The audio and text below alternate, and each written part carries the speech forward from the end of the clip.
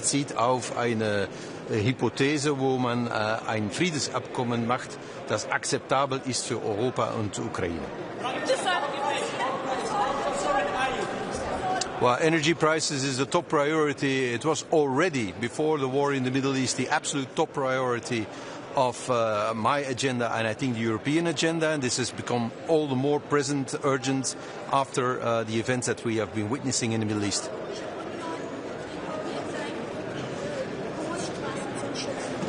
Ich glaube nicht, dass es eine große Wille gibt, um in den Krieg impliziert zu werden. Sicher nicht in Belgien. Gibt es einen Plan B, falls Orban nicht zustimmen kann heute? Ich glaube, dass ein Plan B existiert, aber ich glaube auch, dass es nicht klug ist, darüber zu reden. Aber glauben Sie, dass Orban das vor der Wahl noch sich entscheiden würde? Glauben Sie das wirklich? Das glaube ich eigentlich nicht. Aber es gibt Lösungen bis den Wahlkampf in Ungarn und danach werden wir sehen. Okay? Vielen Dank. Danke.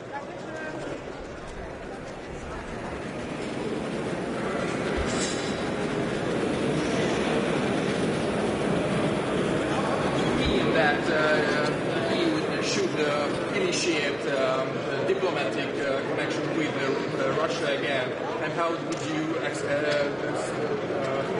say that your foreign affairs minister has a different point of view? There's no difference in our point of view. Belgium wants to keep supporting Ukraine 100% and keep the pressure on Russia very high. We're very much advocating for the 20th package of sanctions, but what I've said is that I don't think it's normal that we're financing the war, but that we're not represented at the negotiating table. That's not a normal situation. We should negotiate to reach an acceptable peace.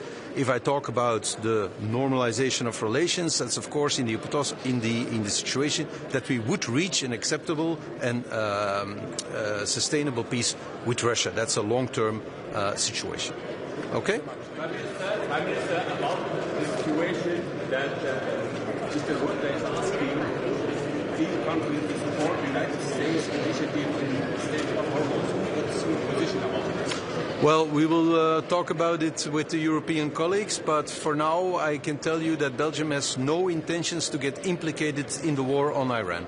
None whatsoever.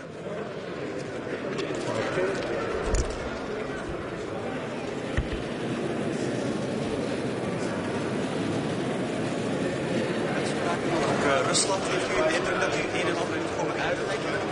Eigenlijk niet. Als je de dingen goed contextualiseert, is er geen enkel probleem. Het gaat over een hypothese nadat wij een vredesverdrag bereiken. Ik vind het gewoon niet normaal dat je een oorlog financiert en niet onderhandelt. Er wordt onderhandeld, wij zijn niet vertegenwoordigd, maar wij financieren die oorlog. Dat is toch niet normaal. En daarmee sta ik niet alleen. Ook Frankrijk heeft dat al gezegd, Italië heeft dat al gezegd, grote leiders hebben dat al gezegd. En natuurlijk, ik heb dan gefilosofeerd over, ja, als je vrede bereikt, wat moet je dan op lange termijn met Rusland doen? Eeuwig in vijandschap leven of streven naar een normalisering? Ja, dan moet je streven naar normalisering. Ik denk dat dat heel normaal is als je dat correct duidt. Ik heb dat net voor de internationale pers gedaan. Ik heb niet de indruk dat daar dan nog iemand een probleem heeft. Straks ook de Europese leiders daarover. Als ze mij er iets over vragen. Dus in het binnenland is dat een storm, maar ik weet niet of dat er in het buitenland veel meer is dan een rippeling. Rusland terugslaan met sancties. Dat wil ik nog altijd. Hè. Wij zijn absoluut voor het 20e pakket. Dat is voor ons zelfs heel belangrijk, hè, want dat gaat ook over de servicing van olie en gas. Dus daar moeten we mee voortdoen. Hè. 100% steun aan Oekraïne, 100% druk op Rusland, maar ook onderhandelen. We moeten toch een strategie hebben om te onderhandelen. Het kan toch niet de bedoeling zijn van nog jaren die oorlog door te zetten, nog heel veel Oekraïnse levens op te offeren om dan uiteindelijk wat te doen, toch te onderhandelen. Dus dat vind ik niet normaal en daar sta ik echt niet alleen mee aan de Europese tafel. Dat is ook zo, vandaar dat je die druk op Rusland maximaal moet zetten. Maar je moet wel aan die tafel vertegenwoordigd zijn. Wij betalen 100% van die oorlog. Dat is toch heel eigenaardig dat ondertussen iemand anders onderhandelt. Het gaat daar onder meer over lidmaatschap van de Europese Unie. Maar we zitten daar niet. Ik vind dat een heel bizarre situatie. Over Victor Orban, gaat u tegen hem zeggen dat hij blokkeert de oplossing die we missen, dat het uitgevoerd? Ja, dat niet acceptabel is. Hè. Dit is politiek beslist, dus dat moet nu uitgevoerd worden.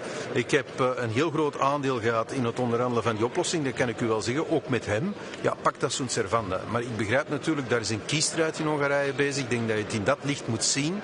En ik denk dat ook Europa dit in dat licht benadert op de tijdlijn, als u begrijpt wat ik bedoel. Maar ik denk dat er oplossingen zijn, maar het is niet aan mij om erover te spreken. Ik heb daar uiteraard met mevrouw von der Leyen over gesproken. Ze heeft ook in de laatste vergadering van de Coalition of the Willing daar een aantal duidelijke statements over gedaan. Maar het is nu niet aan mij om die publiek te maken. Dat er oplossingen zijn. En dan zullen we effectief zien na de kiesstrijd in Hongarije hoe het daar precies verder gaat. Maar in alle hypothesen moet die lening uitgevoerd worden. Oekraïne moet de financiering krijgen om de oorlog te kunnen verder zetten. De energieprijzen, de mensen aan de pomp voelen die oorlog in de Iraans betalen daar meer voor. Zijn daar oplossingen voor? Gaan die vrijstabiliteit?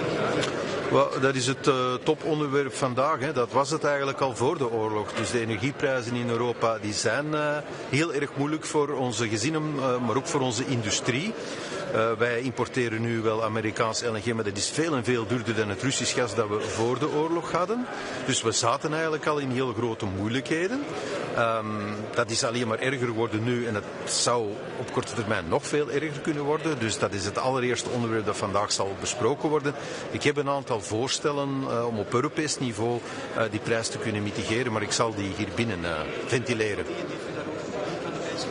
Ik heb net gezegd dat ik die binnen zal ventileren. Ik denk dat ik deze week al genoeg ideeën heb geventileerd die ik misschien beter binnen had geventileerd. Het akkoord over de gevangenis. We hebben daar politisch een reactie op. Gaat het eigenlijk wel iets oplossen? Ja, dat denk ik wel. Hè. We hebben denk ik op al die componenten heel goed doorgewerkt. Dus natuurlijk de proof of the pudding lies in the eating. Hè. Je moet die maatregelen van kracht laten gaan en dan kijken wat het effect is op de bevolking in de gevangenissen en dan monitoren of dat volstaat. Dus ik ben blij wel dat het akkoord is dat we ermee van start kunnen gaan. De regering helemaal platgestreken. Ja, dat zijn moeilijke onderwerpen geweest. Hè. De meningen lopen erg uiteen. Wij zijn een coalitieregering van 5 partijen. Daar zit een heel breed spectrum op. Hè. In België is dat traditioneel zo. Dat wil zeggen dat geen enkele beslissing gemakkelijk is. Alles is moeilijk. Maar aan het einde van de rit is maar één ding belangrijk. Kan een regering nog beslissingen nemen? Ik denk dat we gisteren bewezen hebben dat we nog beslissingen kunnen nemen. En dat maakt mij optimistisch voor hetgeen dat er nu aankomt. Zijnde de laatste grote ronde in onze budgettaire sanering die we nog moeten doen. Oké? Ah oui. Naturellement, oui. Ah, vous êtes sur le dernier rang, c'est incroyable ça. Il ne faut pas vous laisser faire par les Flamands. Hein. Sinon... On s'entend très bien. Ah oui, on s'entend très bien, oui. Il est en train de rigoler derrière votre dos, mais bon... Mais vas-y.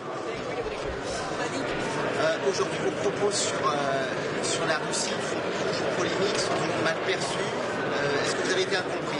J'ai pas vraiment cette impression. C'est assez clair qu'on veut continuer à pleinement soutenir l'Ukraine et à garder la pression maximale sur la Russie. On plaide pour le 20e package de sanctions sur la Russie et tout le monde le sait. Je trouve, ceci dit, que c'est pas normal qu'on n'ait pas représenté à la table des négociations. C'est quand même bizarre. On finance la guerre, c'est l'Europe et seulement l'Europe qui finance la guerre, mais on n'est pas représenté à la table des négociations. Et je suis pas le seul qui dit ça. Macron l'a dit déjà, Meloni l'a dit déjà. Il faudrait essayer d'être représenté à la table des négociations. Et les négociations, ça mène, à mon avis, à une paix durable, une paix équitable, acceptable pour la kleine Europe. Ce que j'ai dit sur les soi-disant normalisations des relations avec la Russie, c'est dans l'hypothèse d'une période qui est postérieure à arriver à cette paix acceptable. Donc je pense que c'est tout à fait normal. Et cette image, en tout cas, pro-Poutine qu'on essaie de vous donner, ça vous gêne? Oui, si on connaît mon histoire personnelle avec l'Ukraine, c'est un pays que je tiens au cœur depuis des décennies. C'est vraiment, comment dire, c'est difficile à comprendre qu'on me met dans la poche de Poutine quand on voit comment la Belgique organise son aide bilatérale à l'Ukraine. C'est incroyable ce qu'on dit. Tout le monde sait qu'on plaide pour une pression maximale sur la Russie. Donc qu'il n'y a aucun doute là-dessus. Justement, par rapport à la guerre en Ukraine, on sait que Viktor Orban bloque ces 90 milliards de prêts à l'Ukraine. Comment peut-on encore convaincre M. Orban de débloquer la situation, de retirer son veto? Oui, peut-être ce sera compliqué avant les élections en Hongrie. J'ai l'impression que ça fait partie de sa campagne électorale. Mais en tout cas, il faut exécuter les décisions qu'on a prises ici. C'est inacceptable de décider avec les leaders et d'après dire mais je ne suis pas prêt à exécuter ce que j'ai décidé. Donc voilà, j'ai négocié cette négociation, vous le savez bien. Je ne voulais pas savoir de la solution Euroclear, je l'ai bloquée. Mais c'est ce qu'on n'a pas tellement aperçu, que j'ai aussi joué un rôle énorme à arriver à la solution de du prêt à l'Ukraine. Et j'ai aussi négocié avec Viktor Orban là-dessus. Donc je pense que, comme on dit en latin, pacta sunt servanda. Mais peut-être il faut attendre les élections en Hongrie. Madame von der Leyen a parlé de cette situation pendant la dernière réunion des Coalition of the Willing. Et elle a dit à tout le monde, j'ai des solutions dans la poche pour continuer le financement de l'Ukraine.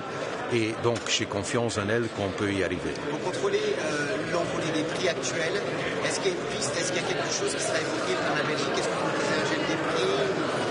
Oui, c'était déjà avant la guerre au Proche-Orient un sujet très important parce que les prix de l'énergie, ça pose un problème énorme pour l'Europe, certainement pour la compétitivité de l'industrie et certainement l'industrie intensive en énergie. Et cette industrie est très représentée en Belgique, donc c'est un problème majeur pour nous. Donc même avant la guerre, c'était déjà un problème énorme. Donc j'ai dans ma poche une liste de propositions pour le niveau européen pour s'en occuper, mais c'est mieux de les mentionner en interne. J'ai déjà assez dit à l'extérieur que j'aurais dit peut-être que j'aurais préféré de dire à l'intérieur. Le marché du carbone, par exemple, le marché du carbone, est-ce qu'il faut réformer? La réforme du système ETS, oui, je pense que c'est à l'ordre du jour. Il y a des différentes opinions là-dessus en Europe et je pense que, comme toujours, la Belgique peut-être faire des suggestions pour arriver à un compromis parce que notre pays, c'est le mini-Europe. Chaque opinion qui existe en Europe existe en Belgique. Donc on est toujours très bien placé pour voir où on pourrait trouver le compromis. Et j'ai des idées très concrètes là-dessus que je vais mettre sur la table. Est-ce que cette guerre au Moyen-Orient, c'est la guerre des Européens également? Non, on n'a pas commencé cette guerre. Il n'y a aucune volonté en Belgique pour être impliqué dans la guerre contre l'Iran. Et je pense que ça ne va pas changer, mais je vais en parler avec les collègues européens. Mais je pense que c'est un sentiment partagé par les pays membres de l'Union européenne qu'on n'a pas voulu cette guerre, on n'a pas commencé cette guerre. Il nous manque une planification pour la guerre, une stratégie de sortie qui ne semble pas être là et que tout le monde ne veut qu'une chose, que cette guerre sera terminée aussi vite que possible et de ne pas être impliqué. Autre question, si on doit faire des efforts pour protéger des pays tiers qui sont impliqués contre leur volonté. Ça, c'est une question au niveau européen et aussi au niveau de la Belgique, si on doit le faire, oui ou non. Et la voie diplomatique, sur la voie diplomatique, l'Europe peut jouer un rôle? Oui, je pense que oui, mais c'est peut-être mieux d'en discuter à l'intérieur. Voilà.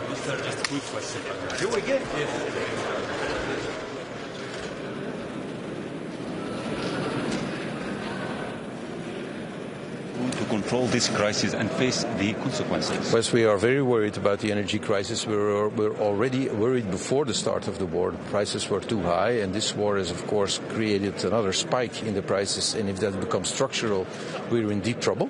And I think at the European level, some measures can be taken to address the problem of the high energy prices. I will have some propositions about that, but I will, of course, put them on the table inside and not tell them to the press. But I think, to give you one example, ETS reform is high on the agenda. Thank you, Prime Minister. Okay. Now, on the other side.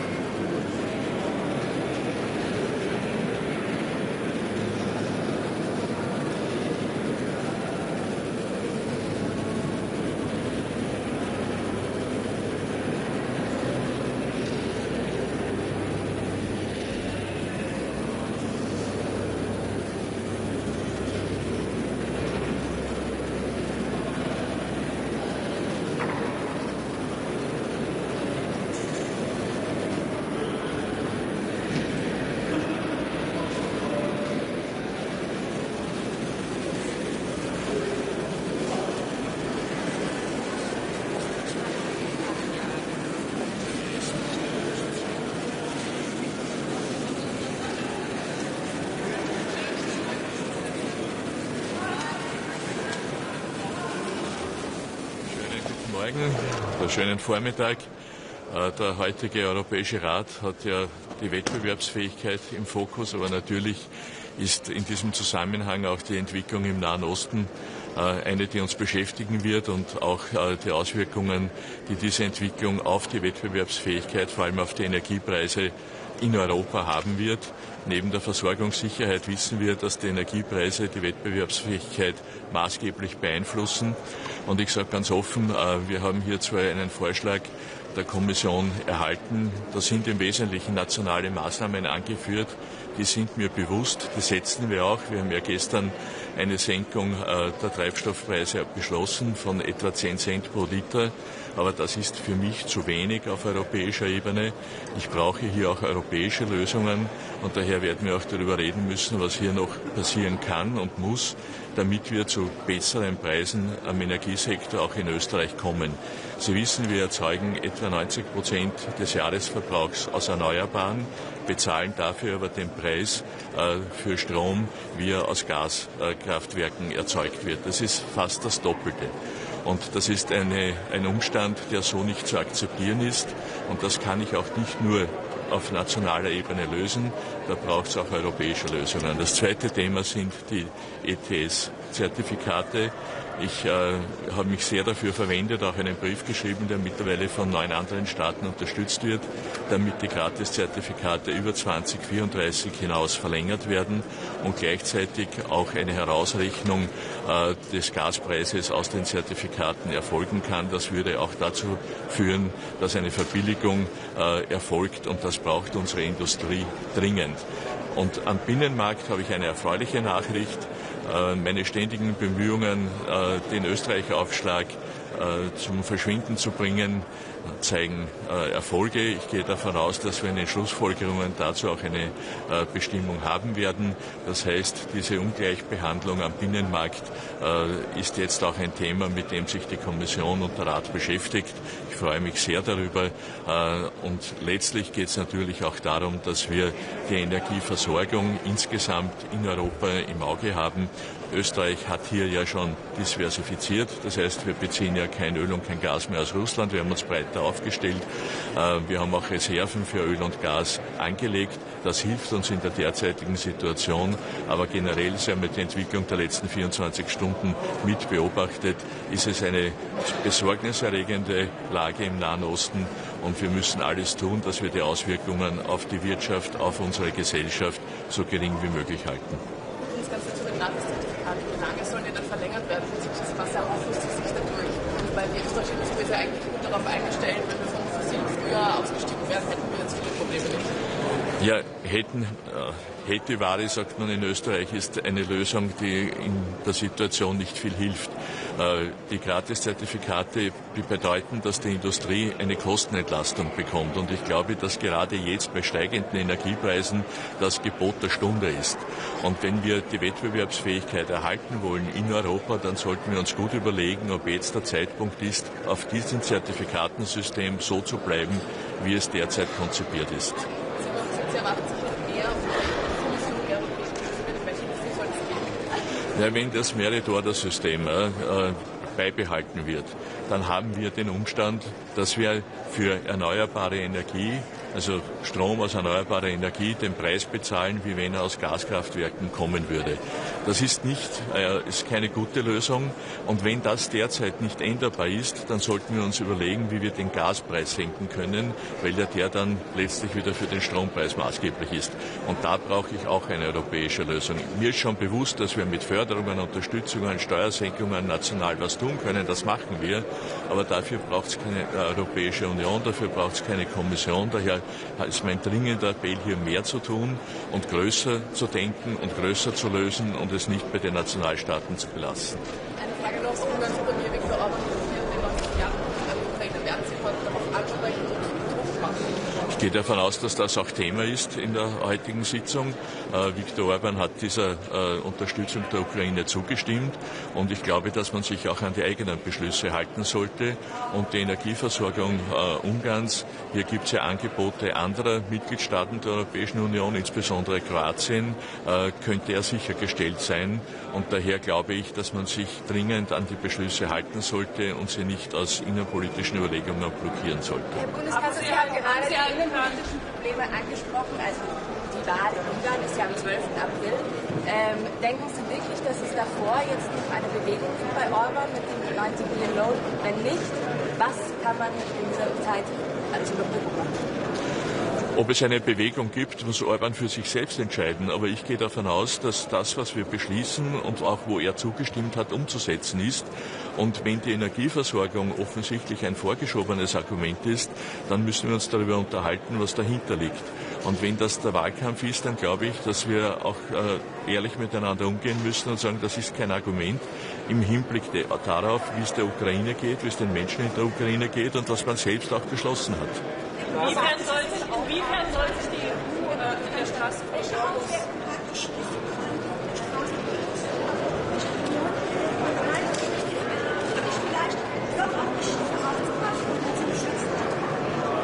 Also die Auswirkungen sind ja ersichtlich.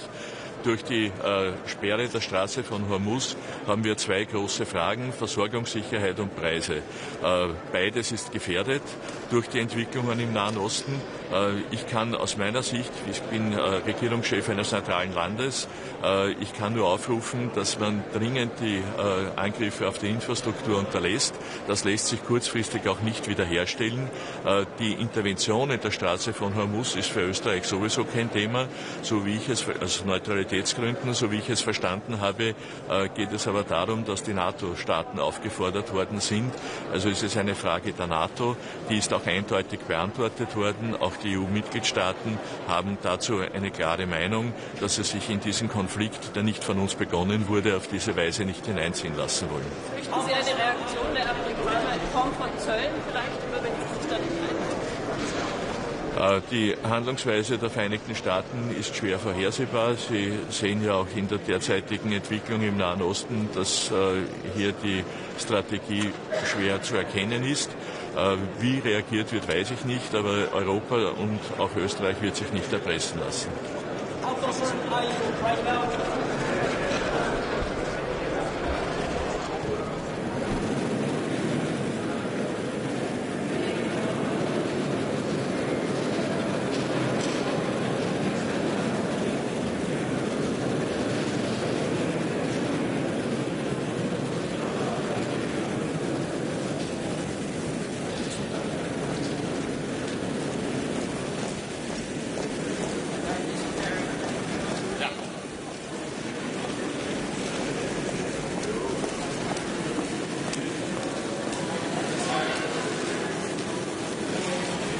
For my first UCO, Europe is faced by some grave challenges with the war in Ukraine, the war in Iran, and it's time for us to step up and to do a better job for our citizens in terms of defense, in terms of a stronger economy. And I'm very much looking forward to be part of this family here and to do a better job for each and every one. Welcome. What are you going to bring to discuss to free this? It is obvious that Ukraine needs our full support to win this war against the Russian aggression. The loan is crucial to make sure that Ukraine can prepare for next winter. There has been decision-making here on the European level, so I expect everyone to respect that. And I'm also very happy that the European Commission was able to find a technical way forward so that we can fix this pipeline issue so that this loan can get into effect as soon as possible.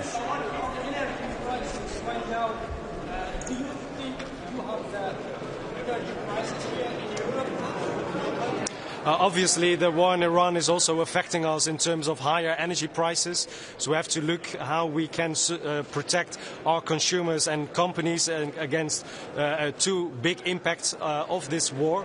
But let me be clear, the ETS system was crucial to speed up the transition in Europe.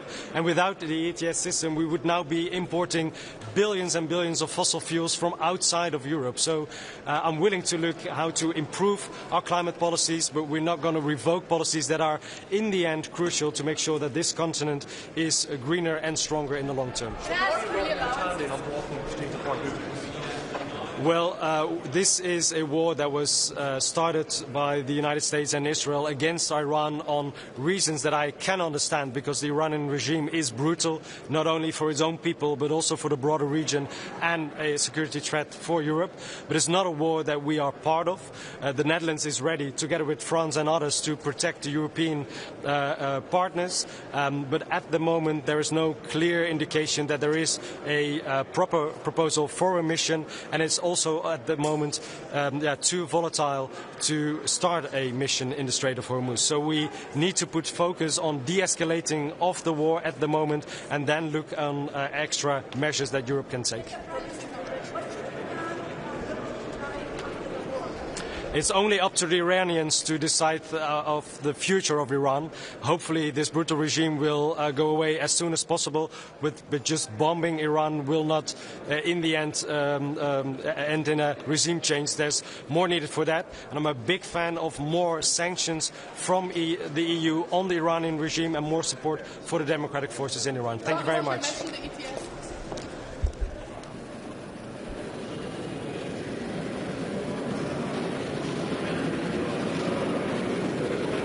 We kijken eruit om hier namens Nederland actief te zijn. Er is veel aan de hand in de wereld. Je moet meteen vol aan de bak. Zeker, er is een oorlog in Iran, een oorlog in Oekraïne en een hele grote noodzaak om ons Europa meer te doen aan onze veiligheid en een sterke economie, zodat we die investeringen kunnen betalen. De afgelopen dagen is de gasprijs verder omhoog gegaan. Wordt de noodzaak toch niet steeds groter om heel snel met maatregelen te komen? We moeten als Europa echt goed op voorbereid zijn dat de oorlog in Iran langer kan duren en dat het ook langer leidt tot hogere energieprijzen. En ik ben ook blij dat we daarom vandaag ook kunnen spreken over de mogelijke maatregelen die we kunnen inzetten om ook Europese consumenten en bedrijven daar tegen te beschermen. Zegt de Europese Commissie, het is toch vooral aan de landen zelf om maatregelen te nemen. Gaat u dat inderdaad doen? Wij zijn ook als Nederlands kabinet ons aan het voorbereiden op mogelijke maatregelen. Maar ik vind het ook verstandig dat we hier nu niet in Europa te hard van stapel lopen. Omdat dat ook kan leiden tot maatregelen die goed zijn voor andere EU-landen, maar slecht zouden kunnen uitpakken voor de Nederlandse energietransitie en ook voor de rekening die Nederlanders betalen. Het gaat over Iran, het gaat over energieprijzen. Hoe pijnlijk is het dat Oekraïne naar de achtergrond lijkt te gaan? Dat is pijnlijk en ook onacceptabel, omdat de Oekraïners al nu het 5e jaar ingaan van een verschrikkelijke oorlog tegen Rusland. Ze hebben onze steun nodig. Een deel van die steun wordt nu geblokkeerd door Hongarije. En daar moeten we vandaag ook weer klip en klaar over zijn. Dat veto van Hongarije is onacceptabel en die meer steun voor Oekraïne moet er zo snel mogelijk komen. U kan dat vinden. Het lijkt er niet op dat meneer Orbán zijn blokkade gaat opheffen. Nee, maar gelukkig vinden we dat ook wel echt collectief. Dat ook Hongarije nog niet zo heel lang geleden heeft ingestemd met extra steun voor Oekraïne. En we gaan hem ook aan die afspraak houden. Heeft u een plan B? Nee, we moeten het ook niet over een plan B hebben, want dan zouden we zwichten voor de chantage van Orbán. En dat is echt het laatste wat we moeten doen. De wapens voor Oekraïne, daar lijkt wel echt grote zorgen over te ontstaan. Oekraïne kan straks veel moeilijker aan wapens komen. Ja, we zien door de oorlog in Iran dat daar heel veel wapens de lucht in worden geschoten die eigenlijk ook in Oekraïne hard nodig zijn. Dus hoe kunnen we onze partners in het Midden-Oosten helpen om met simpelere technieken zich te verdedigen tegen de barbaarse aanvallen van Iran, zodat er ook hulp overblijft voor Oekraïne, zodat ze ook weer klaar zijn voor de volgende winter en zich kunnen blijven verdedigen tegen de Russische aanvallen. Tot slot, het is uw eerste top. Wat betekent dat? Het is bijzonder om hier op een eerste top te zijn, maar ik heb er ook wel heel veel zin in om nieuwe energie te brengen in deze raad, maar ook wel met een hele duidelijke boodschap. Je kan als Europese leiders de hele dag klagen over wat er in de rest van de wereld gebeurt, of je gaat zelf even wat beter je best doen om voor alle Europese inwoners gewoon beter beleid af te leveren. Wat gaat u zeggen tegen Viktor Orbán? Ik heb hem de afgelopen week een paar keer via de app gesproken. Daar is duidelijk, we agree to disagree. Maar dan geldt ook in de Europese familie dat je daar wel met elkaar het gesprek over voert. Ik zie hem zo meteen bij het migratieontbijt voor het eerst ook in deze nieuwe rol. Wat vindt u van de relatieve winst van de lokale partijen naast de landelijke partijen wat liggen? En wat vindt u van de winst van Forum voor Democratie, vooral in gemeenten waar ACC's tegen staan? Laten we zitten. Nou, allereerst denk ik een groot compliment naar al die lokale partijen die inderdaad een hele goede uitslag hebben neergezet. Ik ben blij dat D66, maar ook de andere coalitiepartijen het heel netjes hebben gedaan. Op een aantal plekken ook zetels hebben gewonnen of zelfs de grootste zijn geworden. En inderdaad, in een aantal gemeentes heeft het migratiedossier... Nem spekulálunk, majd ha megjött az olaj, akkor megoldódik a helyzet. Addig nem. Tegnap este azt mondta Dunaújvárosban, hogy csatába indul. Mit tekintene győzelemnek? Ha hazajutok.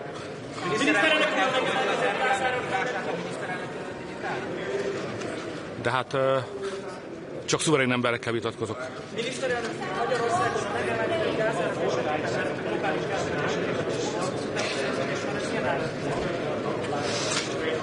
Ezt szeretném megtudni majd a mai tanácskozás végén, mert a mai tanácskozás az arról szól, hogy fenyeget egy olajvilággazdasági válság, ami legsúlyosabban Európát érintheti, és ma azt kell megvitatnunk, hogy ezt hogyan védjük ki.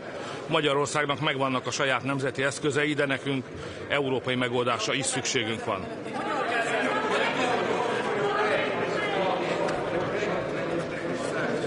Sorry?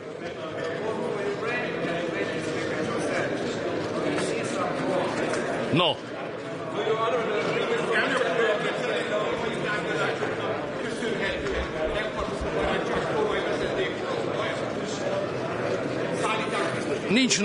Nincs napirenden ez a kérdés. Nincs az előrejelzett napirendek között ez a kérdés. Ez előkerülhet. Én nem remélek semmit a brüsszeliektől. Tehát ezt a problémát, az ukrán olajblokkát problémáját, azt nekünk magyaroknak kell megoldani. Brüsszel valójában összejátszik az ukránokkal, ő az ukránok oldalán áll Brüsszel. Akármit is mond, az egy színjáték, amit látunk, ők az ukránok oldalán állnak, tőlük nem remélhetünk semmit, de ezt nekünk kell, ezt az olajblokkádot nekünk kell letörnünk saját erőből, de erre meg is van a haditervünk. Miniszterelnök úr, pártalaikon vizsgálni az aranyfogügyét felhozhatja majd a megbeszéléseket, vagy felhozza, vagy lehet vele érteni? Nem tartozik senkire, egy nemzeti ügy. Miniszterelnök úr. Nem. Miniszterelnök úr, pártelnökként vizsgálja, hogy a Fidesznek mit köze volt az ukrán zászlós akcióhoz a Tisza. Nem vizsgálok semmiért, mert a kérdést is nevetségesnek tartom. Hát a Tisza párt európai parlamenti képviselői itt szoktak ülni ukrán mezbe. Hát ők ukrán mezben vannak, nem miattuk rájuk. Tehát az, hogy ők ukrán pártiak, ukrán mezt hordanak otthon, vagy nyilvánosan ukrán zászlót lengetnek, azt szerintem minden magyar számára nyilvánvaló, nincs ezen mit vizsgálgatni. Parancsolja? Tessék? Volt már ilyen, rosszul jöttek ki belőle a németek, ne csinálják.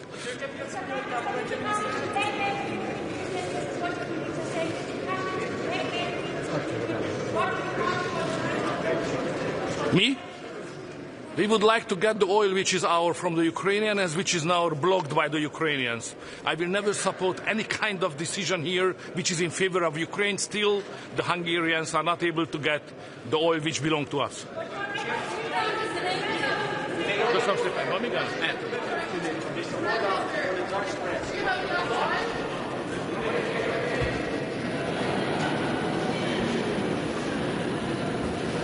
Change your mind about the 90 billion euros for Ukraine? Will you allow Ukraine to get the money? No, the Hungarian position is very simple. We are ready to support Ukraine when we get our oil, which is blocked by them. Till then, there is no any decision which is favorable for Ukraine will be supported by Hungary here. Okay, but they are going to mend the Druzhba pipeline. Do? They are going to fix the pipeline. We are waiting for the oil. All the other is just fairy tale. So we believe only facts. Oil should arrive to Hungary. And then this is a new chapter. Till then, we cannot support any pro-Ukrainian proposal. But why did you... Sorry? No other option? No. We need it because it's existential. What we are speaking about is not politics. It's existential for Hungary, you know? To get the oil, to get the oil is existential for the Hungarians. Without getting that oil, all the households in Hungarian companies will go to bankruptcy. So, you know, it's not a joke. It's not a political game. Zelensky should understand it, that this is not a game. This is absolutely existential for the Hungarians. Then you also agree for formalization of accession talks to Ukraine and Moldova? No any pro-Ukrainian decision is supported by Hungary till the oil issue is not settled. Thank you.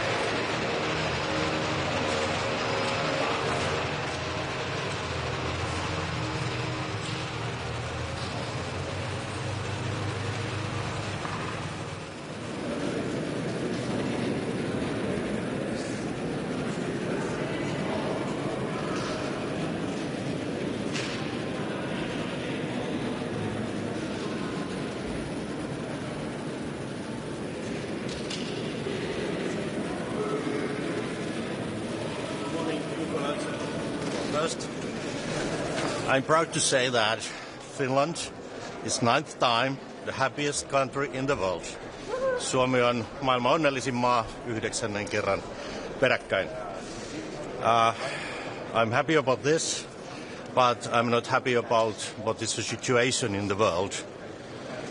The situation in Middle East is very concerning, and today we need to find a common European voice and our common position, how to react, what to do, how to respond. But we need to understand who benefits the most of this chaos and rising energy prices. It's Russia. Russia benefits the most. And that's why we need to continue the pressure against Russia, and we need to support and continue our strong support to Ukraine. They fight for us. They are fighting every day. The other issues, competitiveness and energy. On competitiveness in general, we need to go forward, strengthening single markets, finalizing investment and savings union. And I'm very happy about the conclusions, brave and forward-looking. And finally, on energy, I very well understand the concerns of many member states because of high energy prices. But at the same time, when we do short-term measures to find solutions for high energy prices, we need to continue decarbonization. ETS is a cornerstone of our climate policy. It's cornerstone of our industrial policy. For example, in Finland, we have invested billions in clean energy production, new technologies, and today we can see that we have low energy prices, one of the lowest in Europe, and also industry is investing in clean production because we have clean energy. So we need to continue decarbonization, but find a balance how to help and support those countries suffering high energy prices. On Ukraine, I would like to ask you if Orban is not going to budge. He was just here. He said he will not change anything about it. He will not unblock the 90 billion loan if there's no oil flowing. So what exactly will be done? When will money flow to Ukraine? And what will you say to Orban today? He's using Ukraine as a weapon in his election campaigning, and it's not good. We had a deal, and I think that he betrayed us, and we need to find a solution how to go forward. And now I encourage Ukraine and Commission to find a solution of the question of pipeline, and the most important issue is how we take care of the financing and funding of Ukraine. Should European money go towards fixing that pipeline? You mentioned the pipeline. Should European money be used to fix it? let's see how it goes. I'm looking forward to the proposals from the Commission. I trust Commission and good cooperation with Ukraine on this issue. Thank you so much.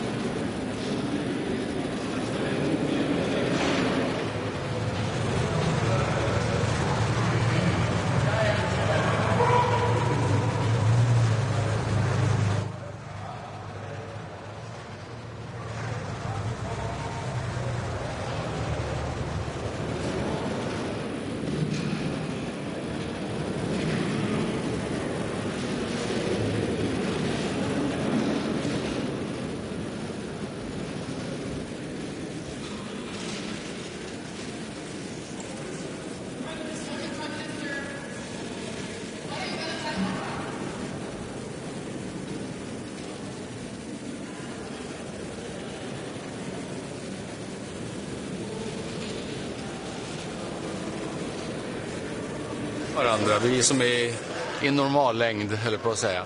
Hörrni, det är en fullmatad agenda idag som ni vet. De viktigaste för vår del är ju Ukraina förstås. Både öka trycket på Ryssland. Det finns ett stort intresse för vad Sverige har gjort med 2 skuggflottfartyg som ni vet. På svenska territorialvatten där vi använder det faktum att de är sjöovärdiga och utan tydlig flaggning för att helt enkelt borda dem. Det är många andra länder som vill öka sina insatser också. Det andra är att öka stödet naturligtvis till Ukraina och då är de 90 miljarderna som står på spel just nu. Det är oacceptabelt av Ungern att blockera beslut som de en gång har varit med och fatta. Samtidigt så har kommissionen erbjudit hjälp för att laga en ledning för laglig rysk olja.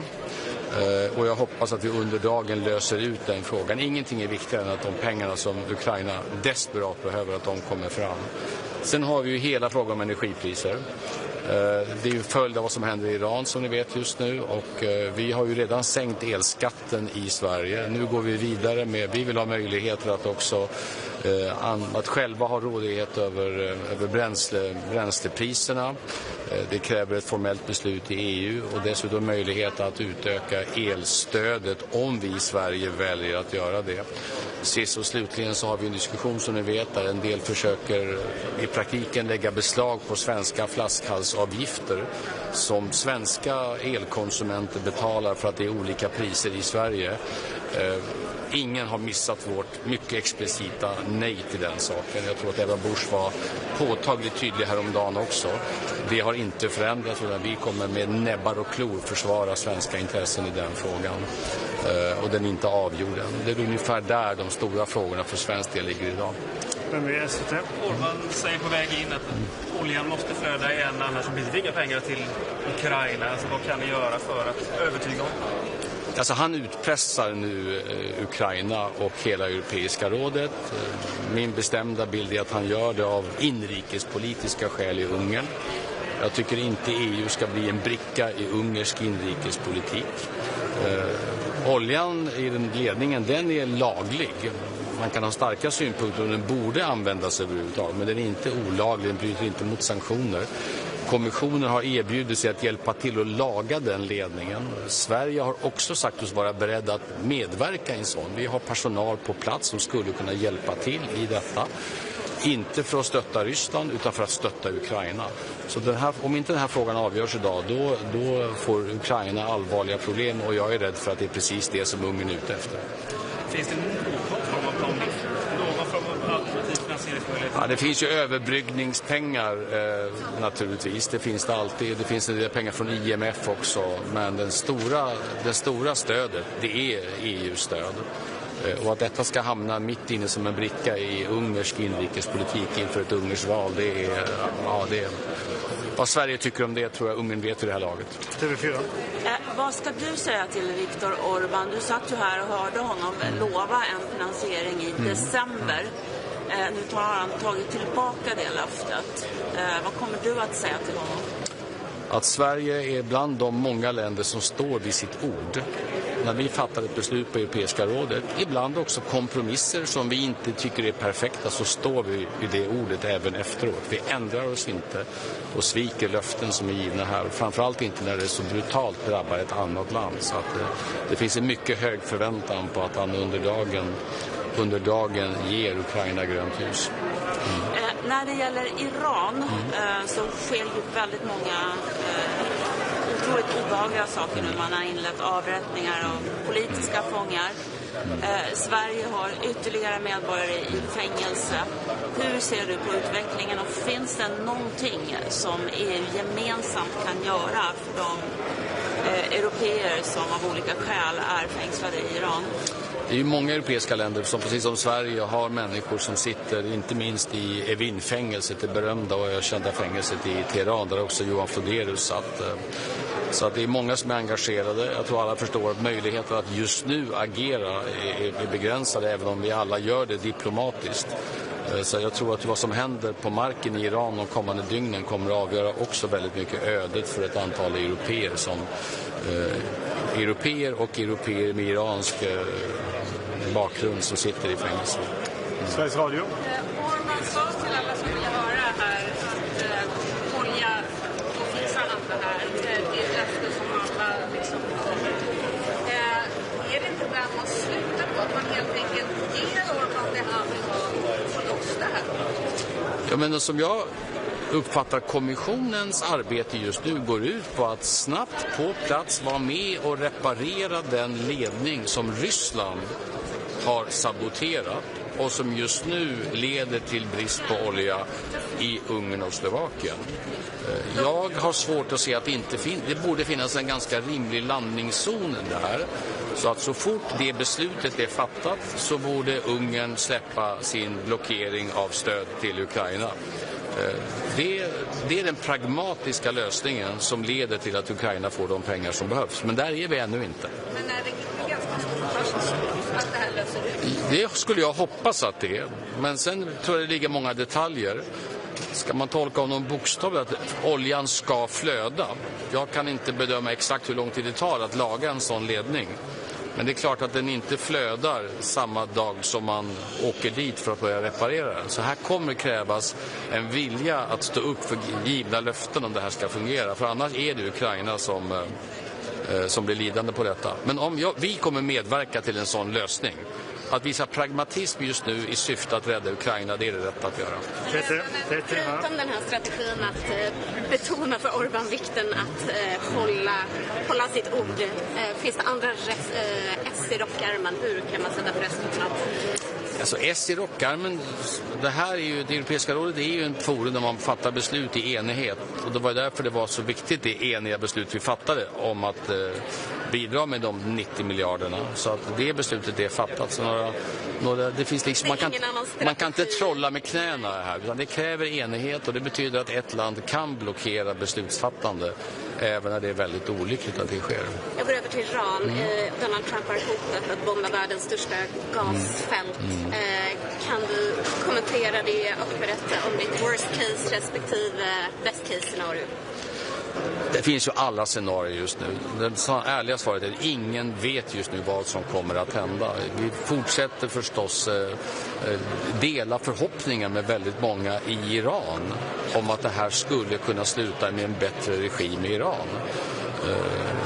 Vi hade libanesiska politiker på ett möte i morse som beskriver hur Iran opererar i Libanon och är en extremt destruktiv kraft i hela regionen.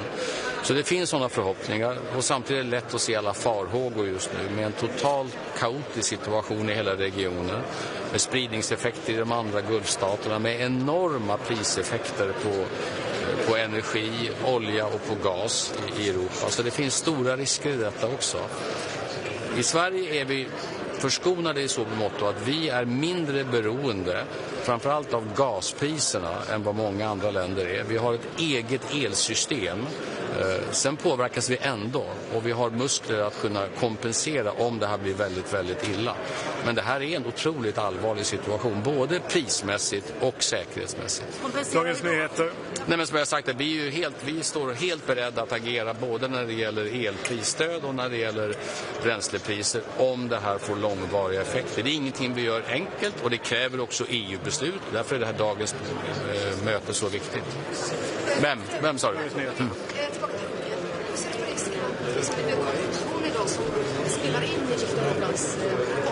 Ja, men det ska vi ju inte göra, alltså, av många skäl. Det första är att EU-länder har en god tradition av att inte lägga sig i varandras inrikespolitiska frågor. Vi lägger oss inte i varandras valrörelse. Jag tycker att det är en central kollegial princip, även om man tycker väldigt olika. Alltså jag tycker inte att EU ska bli en spelbricka i den ungerska inrikespolitiken. Det är viktigt. Men det betyder inte att vi inte ska naturligtvis pressa att givna löften ska hållas. Fattade beslut ska också exekveras naturligtvis. Om energivaran. Flaskhalsavgift. Kommer du ta upp det på mötet? Självklart. Hur många länder upplever du finns med det? Flaskhalsavgifterna är ju... I Sverige fattar vi det här, det gör man inte alla länder, för det är nästan bara Sverige som har detta. Det är för att vi har följt EUs tidigare vilja att inrätta elprisområden. Det kan man idag diskutera hur klokt det var, givet att andra länder inte har gjort detta. Vilket i sin tur leder fram till en fråga hur mycket överimplementering av EU-regler som Sverige ska syssla med. Men det är en annan fråga. Så att vi har då stora flaskhalsavgifter som byggs upp. De använder vi för att bygga ut nät, men också för att kompensera svenska elkonsumenter, har vi gjort tidigare.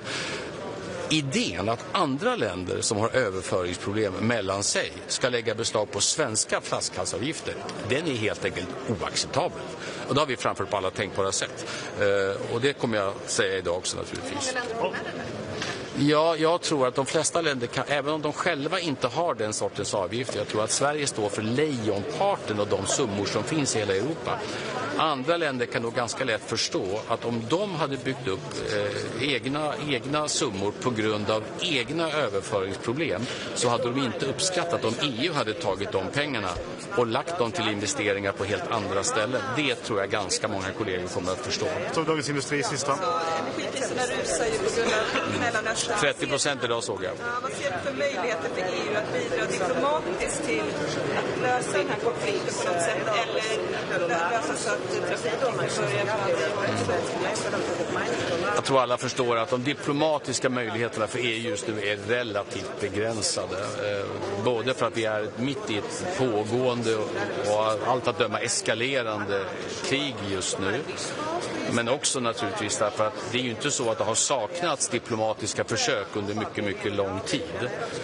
Så att även alla vi i Europa som nu manar till deeskalering, som ser stora risker i detta, även vi är ju fullt medvetna om att decennier av försök att på diplomatisk väg få den iranska regimen att behandla iranier.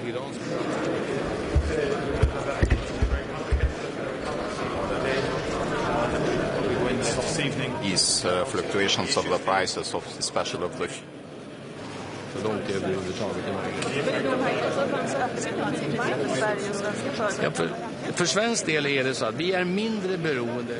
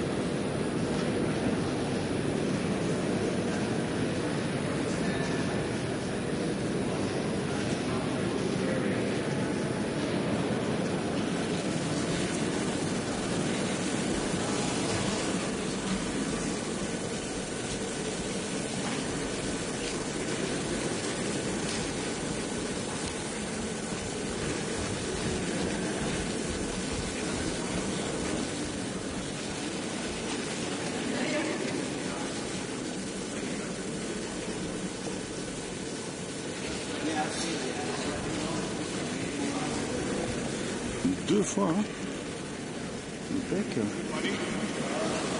2026 is the European Year of Competitiveness.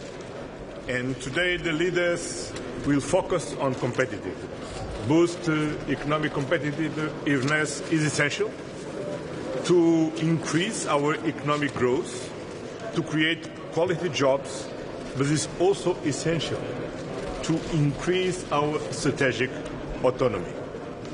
And today we will deliver in our One Europe, One Market agenda, as we promised some weeks ago in our retreat in Aldenbizi. The 28th regime, now so-called the EU Inc., is a very good first step. But we need to continue. We need to integrate energy and telecommunication sector in the single market. We need to pursue our simplification agenda, and we need to invest more on innovation.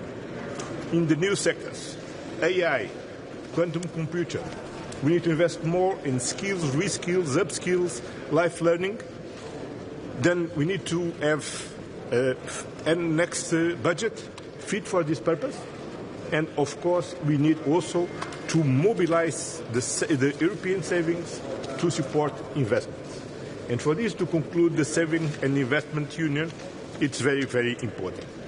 That's why today we will approve a very concrete measures with a concrete timeline to deliver our agenda by the end of 2027 at last, but with several measures that we need to adopt until the end of this year.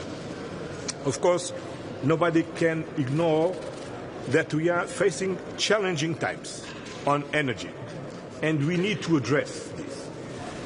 The current conflict in Iran shows once again that the best way to have a predictable and reliable horizon on our energy is to increase the homegrown production of energy.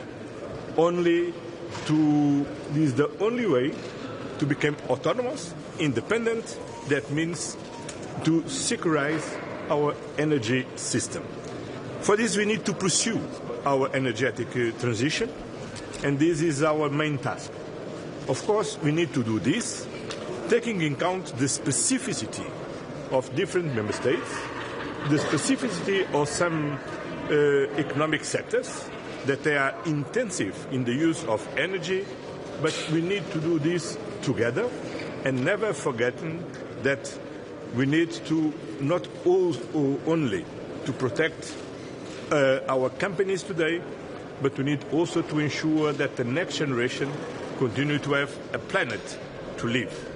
But a part of the climate and environment goal, that's clear, that energy means security. And we cannot, and we need to build our own capacity to produce our own energy, because it's the only way to be secure. Finally, we will have the opportunity to meet with the Secretary General of the United Nations, Antonio Guterres. The multilateral system is a basic instrument to protect the international rules-based order. And that's clear. There are no alternative of international rules-based order, because the alternative is the war in Ukraine. The alternative is unfair competition on trade. Is the threat on the sovereignty in Greenland. Is the threat to sovereignty in the other parts of the world. Then, if you want to preserve stability, if you want to preserve peace, we need to uphold the international law and underpin the multilateral system. And this meeting with Antonio Guterres is very important, not only to address the dramatic situation now in the Middle East, namely what's happening in Lebanon, that is dramatically, and also to never forget that it's urgent to mobilize the international community to support the Gaza population, because we need to clean the rebels, We need to ensure water supply, energy supply, emergency chill for people living in Gaza, because we are moving from a conflict to the other conflict. But unfortunately, the war in Ukraine didn't stop. The situation in Gaza remains dramatically, and we need to address all of this. Thank you.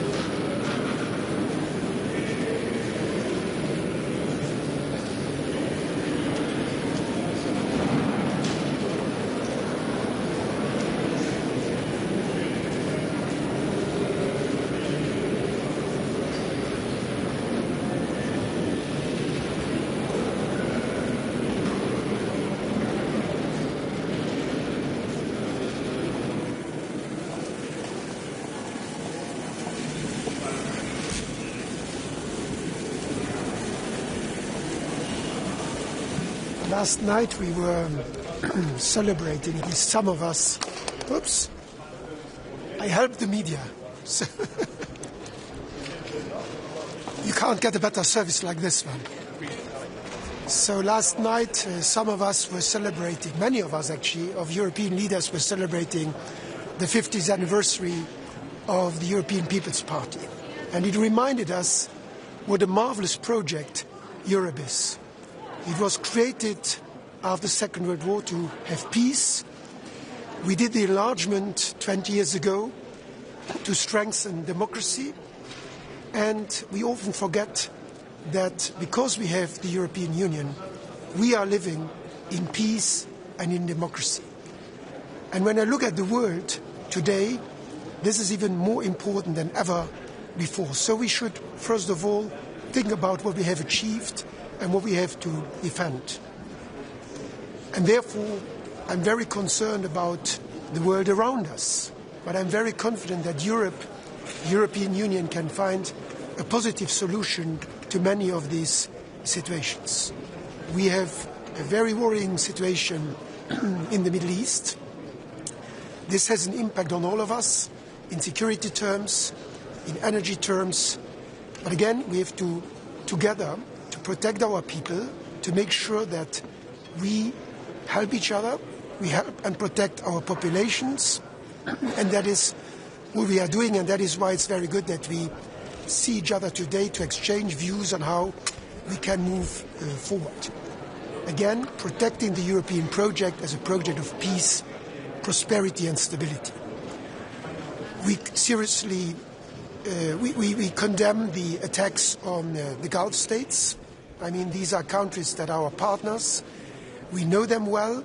We depend on them for fossil fuels.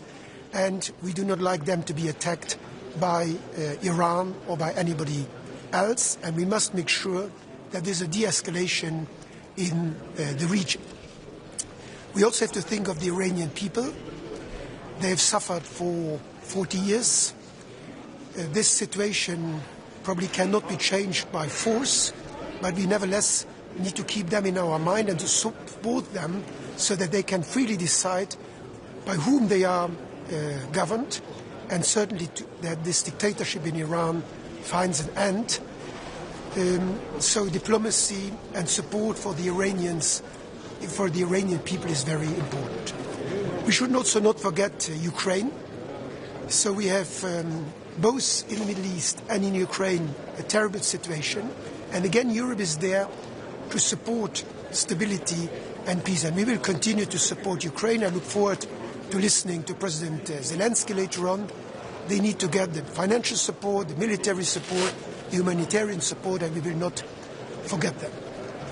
And in general, of course, I hope we also find sufficient time to discuss competitiveness, because if we want to have peace, stability, we also need to have an economy that works, that brings about the prosperity for our people, and therefore we must make progress on the capital markets union, we must make progress on the simplification, We must make progress on the new idea of the 28th regime, a more simple corporate law for companies. And I'm convinced that the three institutions will make progress on that in the coming months. So a lot on the agenda, all is a little bit linked, and but again, Europe is a marvelous project, because without the European Union we would not have this peace and prosperity that we enjoy, but we want to spread it, and international law is of course necessary to have that peace and stability also around us, because without peace around us, our democracies, our stability, our peace is also threatened. We are not at war, but we are certainly not at a full speed peace as we would like to have it. Wie wütend sind Sie auf Herrn Orban, dass schon wieder ein EU-Vorhaben? I see the strengths of the European project, and I think that at 26, if somebody is blocking, we can always move forward. That's what we have done in the past, and we should focus on our strengths and not on the blocking factors. Do you think there will be a solution before the Hungarian election?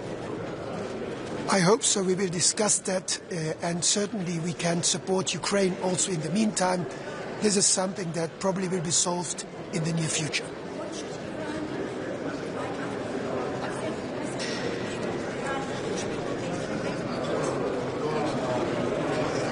Like in every country, it is for the people to decide who should be their leaders. The Iranian people have been oppressed for a very long time. That's why we have introduced, as the European Union, sanctions against Iran. The Iranian regime is a terrible regime, and we should do everything to support the Iranian people to decide on their own future. We have that privilege, and we hope that others in the region around us also can have that privilege. Should the European Union help the U.S. in the Strait of Hormuz in exchange for financial aid for Ukraine from the U.S.? This is a conflict that we have not started. We have not been involved. None of the European countries have been involved, and we don't want to get drawn into a conflict that we have not been consulted about.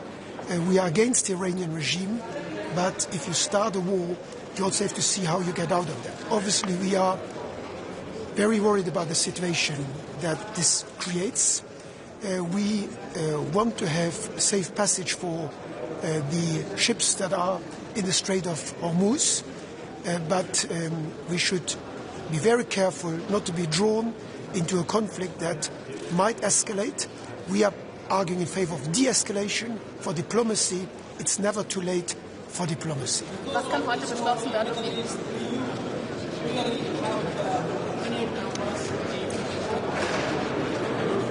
That depends on the length of the war, of the crisis. We see already now an impact on the prices, but for now we still have necessary reserves. It's also good that the summer is coming, so Europe needs less energy right now than it would need in the winter, and we are prepared, and we have also drawn the lessons from the last crisis due to the Russian invasion of Ukraine. So we know what to do if need be, and I think we will protect our people, but we are prepared. And I think it's again an important message to all of us to continue the production of renewable energy. I think a lot of countries, including my own, have made progress on that to become less dependent on fossil fuels. That we must continue independent of this war, but even more due to this terrible situation in the Middle East. Was können Sie heute beschließen, um diese Energiepreise kurzfristig runterzubringen? Also aus erneuerbarer sehr langfristig. Ich glaube, man muss immer die langfristige Perspektive auch im Blick haben. Erneuerbare Energien sind absolut notwendig. Kurzfristig, glaube ich, sind die Maßnahmen vor allem auf nationaler Ebene zu suchen. In meinem Land, Luxemburg, haben wir diese Maßnahmen schon vor der Krise genommen. Wir haben die Steuern auf das Minimum gesenkt und wir haben die Netzkosten übernommen. Das hilft den Unternehmen, das hilft den Menschen. Und deshalb sind wir eigentlich schon als Luxemburg relativ gut vorbereitet. Und wenn noch notwendige Maßnahmen sind, dann, glaube ich, müssen sie gezielt dort eingesetzt werden, um den Leuten mit kleinen Einkommen zu helfen. Aber das sind in meinen Augen vor allem nationale Maßnahmen, die da spielen müssen. Vielen Dank. Danke.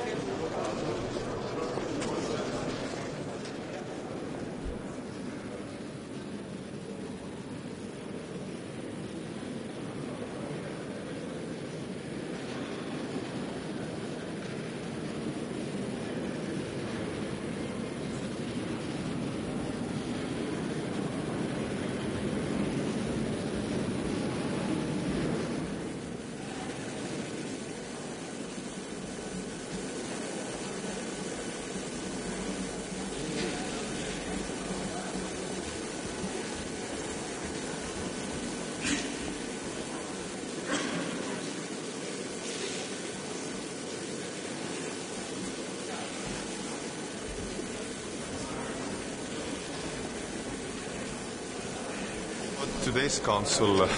The first topic is about Ukraine. We should have eyes on Ukraine still fighting Russia for the freedom against strong enemy. The first thing is to talk about 90 billion loan, the pressure to keep on Hungary, not delivering the promised loan. Second one is about Russian fighters and combatants, because to be honest, right now Russia has more men under the arms than at the start of the war. And everybody in Europe can imagine that what would happen, for example, if the war would stop right now. That would mean that those fighters, people who have a criminal background, who have killing experience, will be on the streets or on vacation in Europe. And we don't want that. We want to have them banned from Europe for good. So that means that we should change the visa rules, Schengen rules, that we won't have Russian fighters and everybody who have been assisting Russia to occupy or fight against Ukraine to be in Europe. This is the first topic. Second topic is about energy. Energy matters. That means that we need long time this kind of production. We need connections and everything, and we need stable prices also on ETS system. That probably will be a matter that we'll be talking about, because ETS2 has been postponed also on our will, but ETS1 and ETS system is also needing some kind of stability, so we are waiting for proposals and having our own. And third one is about competitiveness, because to be honest, European idea is to have a working one market, single market. But, for example, well-known ride-sharing, which everybody is probably using, everybody has tried it, has different rules, different set of rules, not on the European level, but on local level also. Because, for example, in Estonia, you can use any company, for example, Bolt, and you can see the end price. But if you go to another country in Europe, you cannot see the end price. In another country in Europe, you need to have a garage for ride-sharing car. So that means that we have this kind of artificial barriers in one and single market which should be working, and everybody understands ride-sharing is simple business. So that means that also to get less rules, less bureaucracy, simple way of doing business and so on. So competitiveness is the base of European operations. So these probably will be the most important topics in this council, and this will be an interesting day. Thank you. Thank you. Thank you.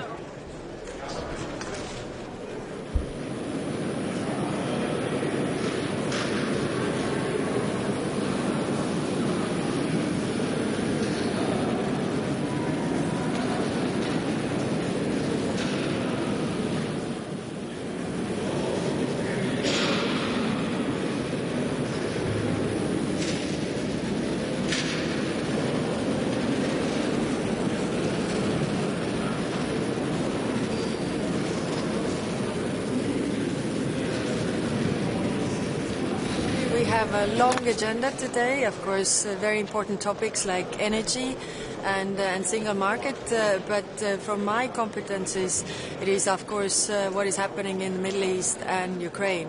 So first on Middle East, the Iran's attacks on Qatar energy infrastructure create further chaos, and it's clear that we need an exit from this war, not escalation. And that's why I've been also doing the diplomatic outreach to Iran to find different solutions. To be very clear, I talked to the minister before the execution of the Swedish citizen, so I was not able to raise that, but in my future calls I will definitely do that, also raise all the issues that we have. We have United Nations here today, and we are also working closely with them to find a safe passage for the ships via the Strait of Hormuz, because it's really a problem for especially Asia as well as Africa, that the oil gas, but also fertilizers and food does not move from the Strait of Hormuz because it's not safe at the moment. Then, of course, Ukraine we will discuss today, and the big question in the room is the support loan. How can we proceed with the support loan that was agreed already in December by the leaders, and it's really time to show our support to Ukraine, because the war in the Middle East is connected to the war in Ukraine, and unfortunately Russia is gaining from the war in the Middle East. So that's why, I mean, exiting or ending this war is equally important to have a solution also for Ukraine that is not complete surrender to Russia. Do you think the solution to Canadian elections? Well, let's see. I'm not very optimistic, but I know that President Costa is really working hard to find a solution also with Viktor Orban. Are there alternatives to the loan? There are alternatives, but let's see how this goes, and really it also needs political courage from all of us. Do you expect new information from the technical issue in Ukraine that you can put in on the statement? Well, if that helps to have a safe passage also for Hungary to say that they agree, but they have already agreed. That's the problem. Now they are taking their agreement back, and we also have a clause in our treaties that we are cooperating in good faith, and this is definitely not one of them. But the question for us is how can we really force the implementation of the agreement that we made in December. So how angry are leaders or also foreign ministers on Monday against Orban and Hungary?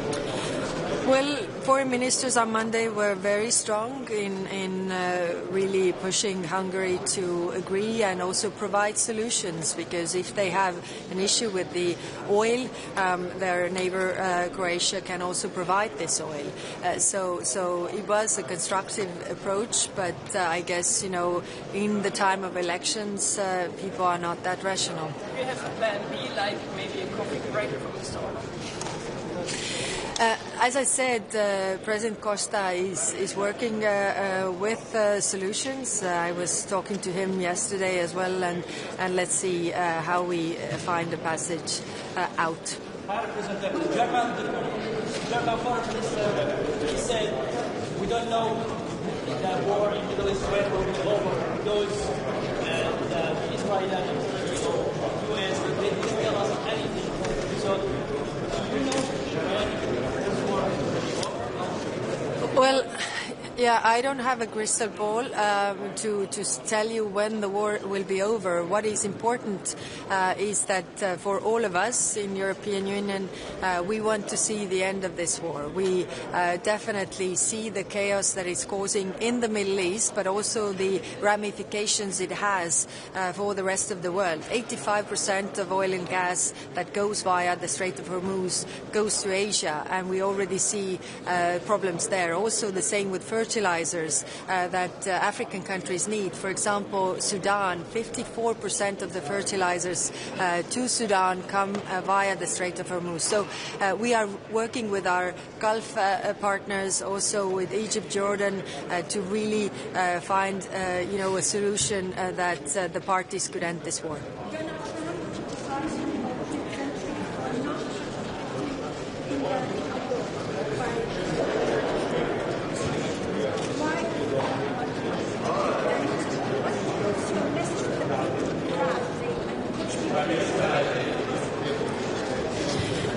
Yes, the discussions that we had on Monday with the foreign ministers were about our Operation Aspides, that is in the region already with the ships guarding the safe passage through the Red Sea. So the discussion was whether there is a wish to also expand this to operate in the Strait of Hormuz.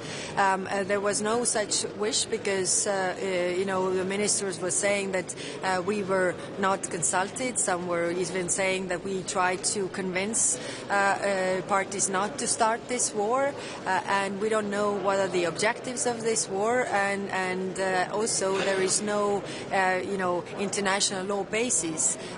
If you think about using the force, for example, there are two cases, which one is self-defense and the other one is under the UN Security Council resolution. As there is no such thing at this moment, the member states do not have an appetite to go to this war. For the Iranian people, we have always supported the Iranian people, the civil society, so that they can decide for their own future. Of course, the regime has been very oppressive. There's a lot of human suffering for the Iranians, but it has to be Iranians that are able to decide for their own future. Thank you very much. Thank you very much.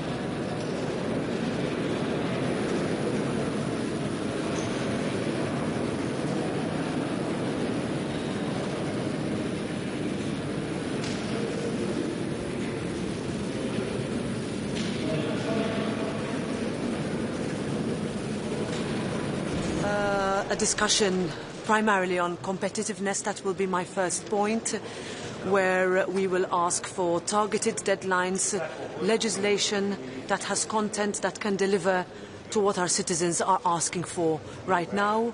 to what our industrial representatives and businesses need to grow and be competitive in Europe. I will also say that speed cannot come at the cost of democracy or legitimacy. Parliament will never be a rubber stamp, and therefore we take our role as co-legislator extremely seriously, as we've always done, but more importantly than ever now as we go into this very high-intensity legislative phase. I will also talk about the fact that geopolitics and competitiveness are in a way two sides of the same coin, with energy prices running at skyrocketing prices. We need to first of all recognize that the efforts that we made to accelerate our connectivity between grids, to make sure that we have predictability with regards to storage and reserves, these decisions actually have helped us to also be able to take into consideration the constant shocks that we are seeing right now, especially with the closure of the Strait of Hormuz. We will also make the point that if we want to be independent, we also need to address the short-term concerns of our citizens. Rising prices will have a direct impact on their bills, and decisions that we take today in the European Council will send the strongest of political messages that our economic strength right now will also go into the courageous decisions that we will take for citizens to feel that their leaders are taking into account their very, very daily and necessary and real concerns. Lastly, on Ukraine, our economic strength as Europe needs to go towards further investment of our security, and therefore our constant, unwavering support for Ukraine and the appeal for the 90 billion loan to be resolved and actually go towards helping Ukraine win this war is something that I will make very clear towards the end of my intervention. Excuse me, say it again?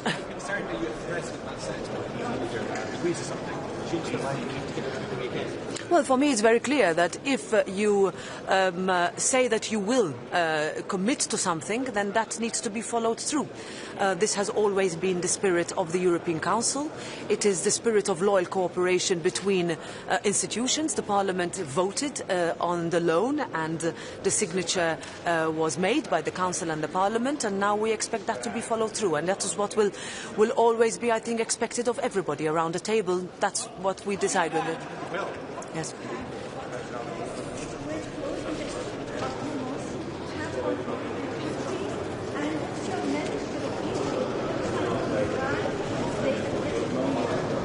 Well, first of all, we will continue to ask for de-escalation.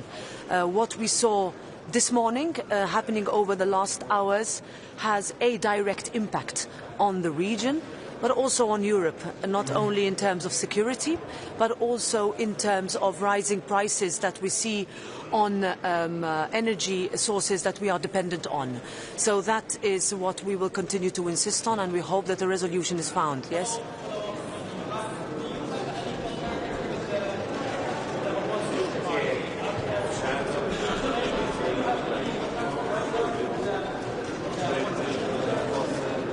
Well, there will be a meeting with opposition leaders in the European Parliament in April.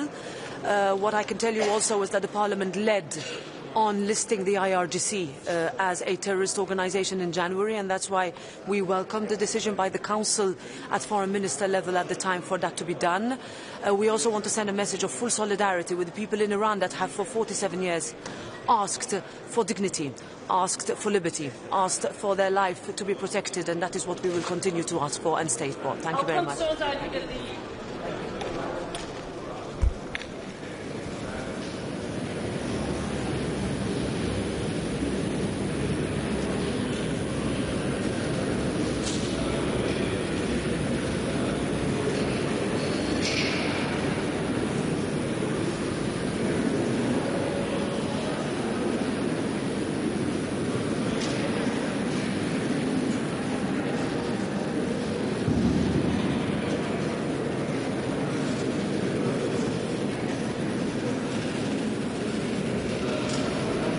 Queste Puno vas je danas. Mogu ja reći par riječi? Evo, nalazimo se na početku još jednog redovitog Europskog vijeća. Prije toga imali smo sinoć 50. obljetnicu Europske pučke stranke sa nizom naših povijesnih aktera, veterana, lidera europskih institucija i šefova vlada. Bilo je vrlo zanimljivo čuti njihove poruke i na neki način iskoristiti to veliko iskustvo za upravljanje krizama i za buduće iskorake na europskom planu. Također, današnji sastanak bit će vrlo bogat i važan sa aktualnim temama.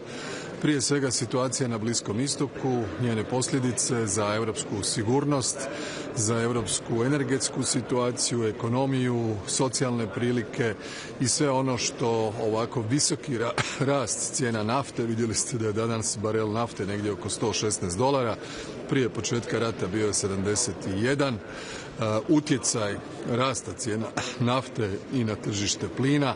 Vidimo da je i plin koji je bio prije početka rata negdje oko 41 euro, sada se približava između 55, 56, ide prema 60. Sve to u nekoj kasnijoj fazi ima svoje reperkusije i na cijene struje. Stoga je i u pripremi ovog Europskog vijeća, u razgovorima koje smo vodili sa Europskom komisijom, naznačeno da moramo iskoristiti naše iskustvo iz vremena ruske agresije na Ukrajinu, kada smo reagirali brzo, stavili snažan europski okvir i donosili nacionalne mjere koje su očuvale socijalnu koheziju, zaštitile građane, zaštitile gospodarstvo, brojne institucije u kontekstu rasta cijena energenata. Stoga ćemo danas raspraviti što sve možemo učiniti zajednički na europskoj razini, a što ćemo raditi na nacionalnoj razini. Ja sam već izvijestio jutros kolege o mjerama koje je Vlada Republike Hrvatske poduzela odmah prošlog ponedjeljka i u pogledu smanjenja rasta cijena supera, cijena eurodizela, cijena plavoga dizela, ukapljenog naftnog plina za spremnike za boce. Mislim da smo tu amortizirali ovaj prvi udar. Taj rok od 2 tjedna ističe u ponedjeljak. Mi ćemo u ponedjeljak ponovo održati sjednicu vlade i ponovo reagirati kako bismo ovaj sada više nego očit trend rasta cijena nafte koji bi se prelio na rast cijena derivata ponovo limitirali što je više moguće u cilju zaštite naših građana i normalnog funkcioniranja hrvatskog gospodarstva.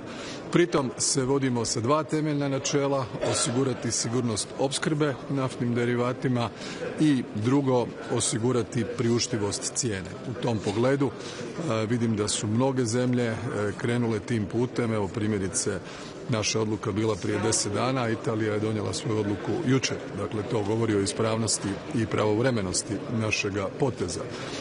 Budući da bi bez da je ovoga rata na Bliskom istoku bilo, naše mjere isticale one ranije 1. travnja, mi ćemo kao vlada razmotriti na koji način vidjeti s obzirom na planirani rast, da li ćemo mi te mjere produljiti, modificirati.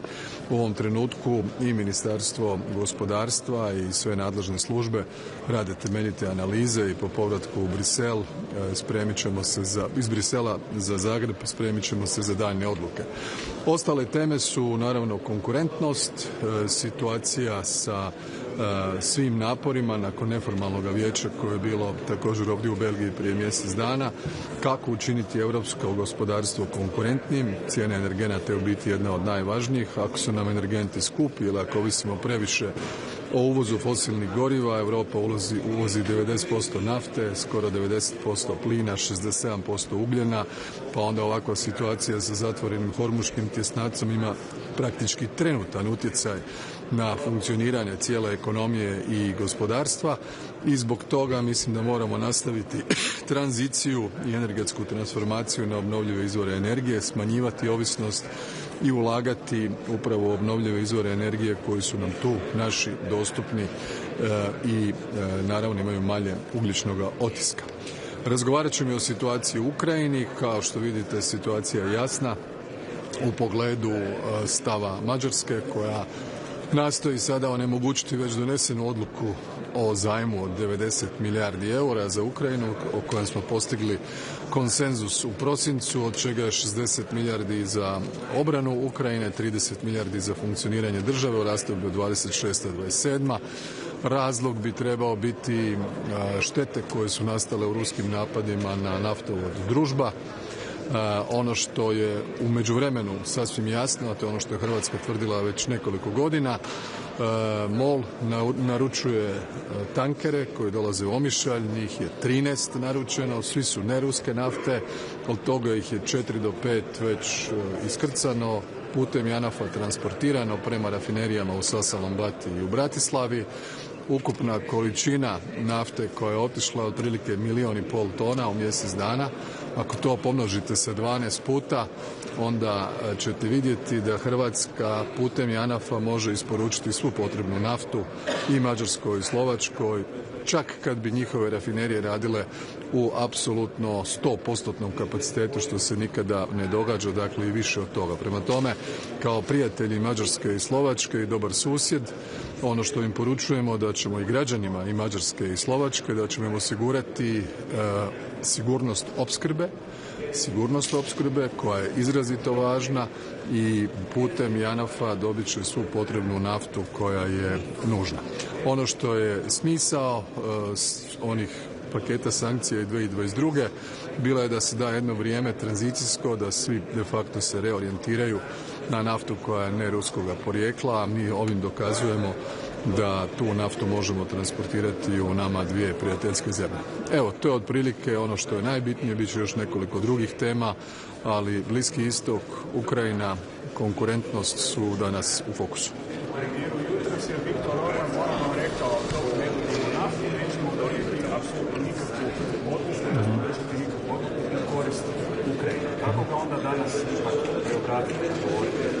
Pa vidjet ćemo. Ja slušam tu kampanju, slušam njegove poruke. Ono što je dobro za mađarsku javnost, za europsku javnost, da znaju da Mađarska neće ostati bez nafte. Hrvatska je tu ne kao sekundarni, ne kao alternativni, ne kao nepouzdani, ne kao nefunkcionalni, ne kao skupi transportni pravac, nego kao ako treba i jedini pravac, i pouzdan, i funkcionalan, i siguran, i u pogledu transportne tarife itekako povoljan, koji osigurava Mađarskoj i Slovačkoj da njihove ekonomije funkcioniraju normalno. Dakle, stvar je samo pitanja cijene nafte. Dakle, to je jedino pitanje o kojem se radi i koje vjerojatno svi razumiju više nego dobro.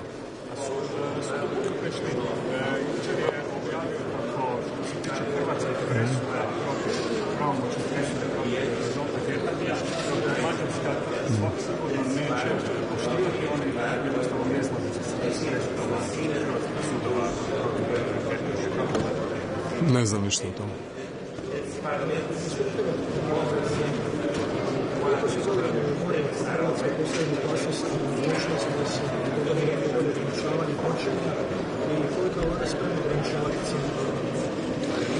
Pa mi smo spremni osiguravati ograničenje cijena dokle god treba. Dakle, nakon ruske agresije na Ukrajinu mislim da je čak bilo 95 odluka vlade u tom kontekstu. Prema tome, to je dokaz da smo tu za građane, za gospodarstvo, za očuvanje socijalne kohezije svih na okupu, pa onda time i rast i razvoj i veći broj radnih mjesta, sve ovo što su postignuća u zadnjih nekoliko godina.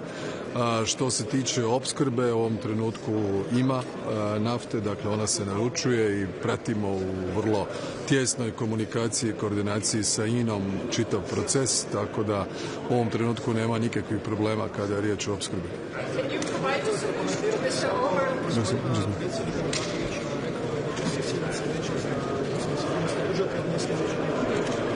Vidjet ćemo. Nije žurba, ovo je samo još jedan rat. Dakle, za razliku od njega, moje inicijative za sastancima Vijeća za nacionalnu sigurnost i Vijeća za obranu dolaze u trenucima kada su velike globalne krize koje imaju utjecaj na nas. Tako je bilo od 24. veljače pismenim putem kada je ruska vojska napravila invaziju na Ukrajinu, pa i tad nije bilo potrebe da se nađemo. Sada imate veliki rat na Bliskom istoku oko kojeg cijeli svijet treperi. Dakle, u ovom trenutku raste cijene nafte na $116 po barelu, za 50% raste cijene plina, rasti će onda cijena plina za sve subjekte, rasti će cijena struje, ali nema veze, ima vremena. Naćemo se kad bude.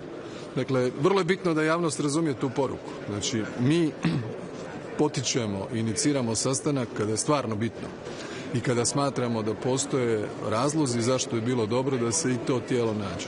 Ali budući da sastanka neće biti, mi ćemo raditi svoje kao što radimo i do sada, štititi građane i gospodarstvo, pa kad završe izleti, možda sastanka i bude, a možda i mi ne budemo imali vremena u budućnosti. Please. We are already providing. Croatia has its Adriatic pipeline. The oil terminal is on the island of Krk. The pipeline is fully utilized now. It has already received orders from Hungarian oil company MOL for 13 tankers. 4 of those tankers have landed in Croatia. The oil from the tankers has been put in the tanks, later on in the pipeline, and transported to refinery in Sasalombata in Hungary or Bratislava in Slovakia. The capacity so far was 1.5 million tons, which means if you multiple in a month 1.5, multiple 12, it's very easy. It goes beyond 13 million tons, and the current total capacity, if both refineries in Sasalombata and in Bratislava operate every day, full time, their maximum capacity is now around 11 million tons, which means that Croatia can provide energy security and supply of oil to Hungary and Slovakia, even when Druzhba is not functioning. So as a friend, as a neighbor, as someone who wants to partner with our long-standing historic friends, Hungarians and Slovaks, we are here for them, for their citizens, for their economy, to provide them the oil they need. What was the answer, Mr. Orban? I'm sorry? What was the answer, Mr. Orban? Well, everybody, he knows it very well. I mean, he knows that the oil is coming through Croatia to Hungary. It's not a secret. So do you understand why he's then blocking? Of course. So what is the reason? What is the reason? Yeah. The reason is that the European Union has its restrictive measures packages back from 2022 decided to gradually shift from being supplied by Russian fossil fuels, by Russian oil, and turning to other sources of supply. As you may be aware, there is a difference in the price of oil that you buy on the market from somewhere else compared to the one that goes through pipeline only from Russia via Ukraine to Slovakia and Hungary. And the difference in price, they say, it's 30% less. So perhaps this gives you a pretty solid answer where the problem lies. Thank you very much. See you.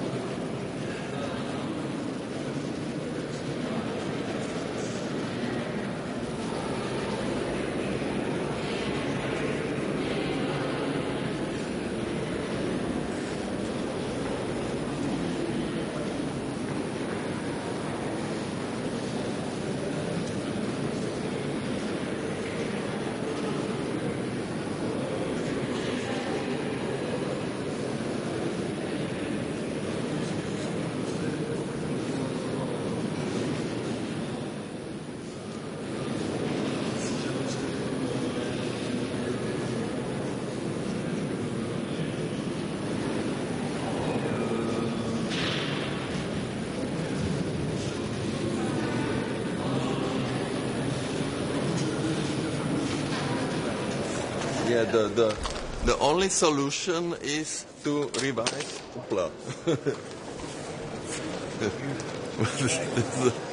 Maybe I can help you. Is to revise the ETS1 system. This is the quickest solution.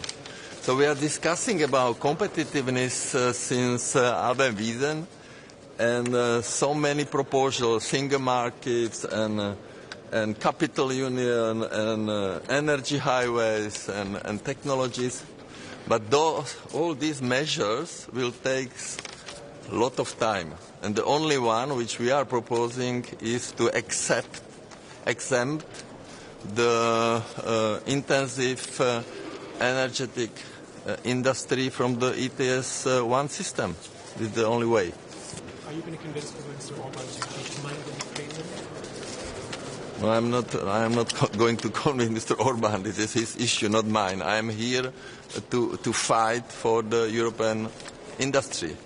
And we are losing time. And it was very funny to hear now at the breakfast about illegal migration that after 10 years, all member states which were welcoming migrants wake up. And they said, we cannot repeat 2015. 10 years already. And now everybody is asking to close borders. So it's very funny to hear it, what we were saying in 2016. Now the other member states have the same opinion. So I hope that it will be not the same situation with energy prices, because we are seeing what is happening in Iran, in Qatar, everywhere, and this is a big problem for Europe. On the ETS, what exactly, like what industries exactly you want to exempt them? Free allowances?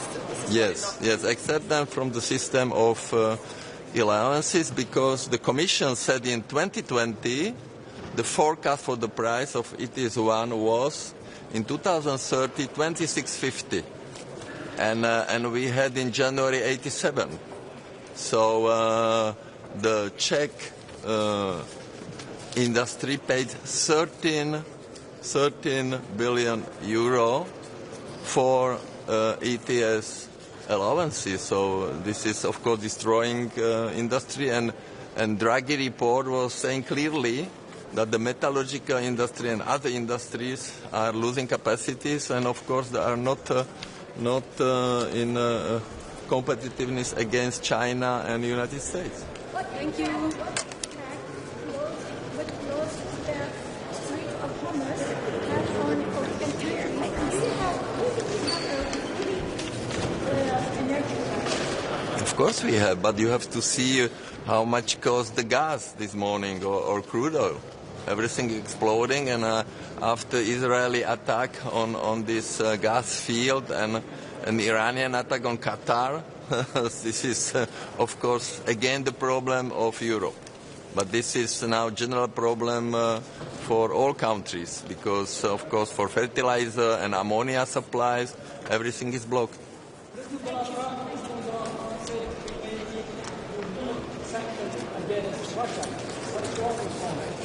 So we have to discuss it within, European Council has to discuss it. So we'll see. But what we want in any case is as soon as possible the revision of ETS1 system. And the forecast of Commission was completely wrong. And according to this forecast, we are now in the year of 2042. And this we can change quickly. So thank you. Thank you very much.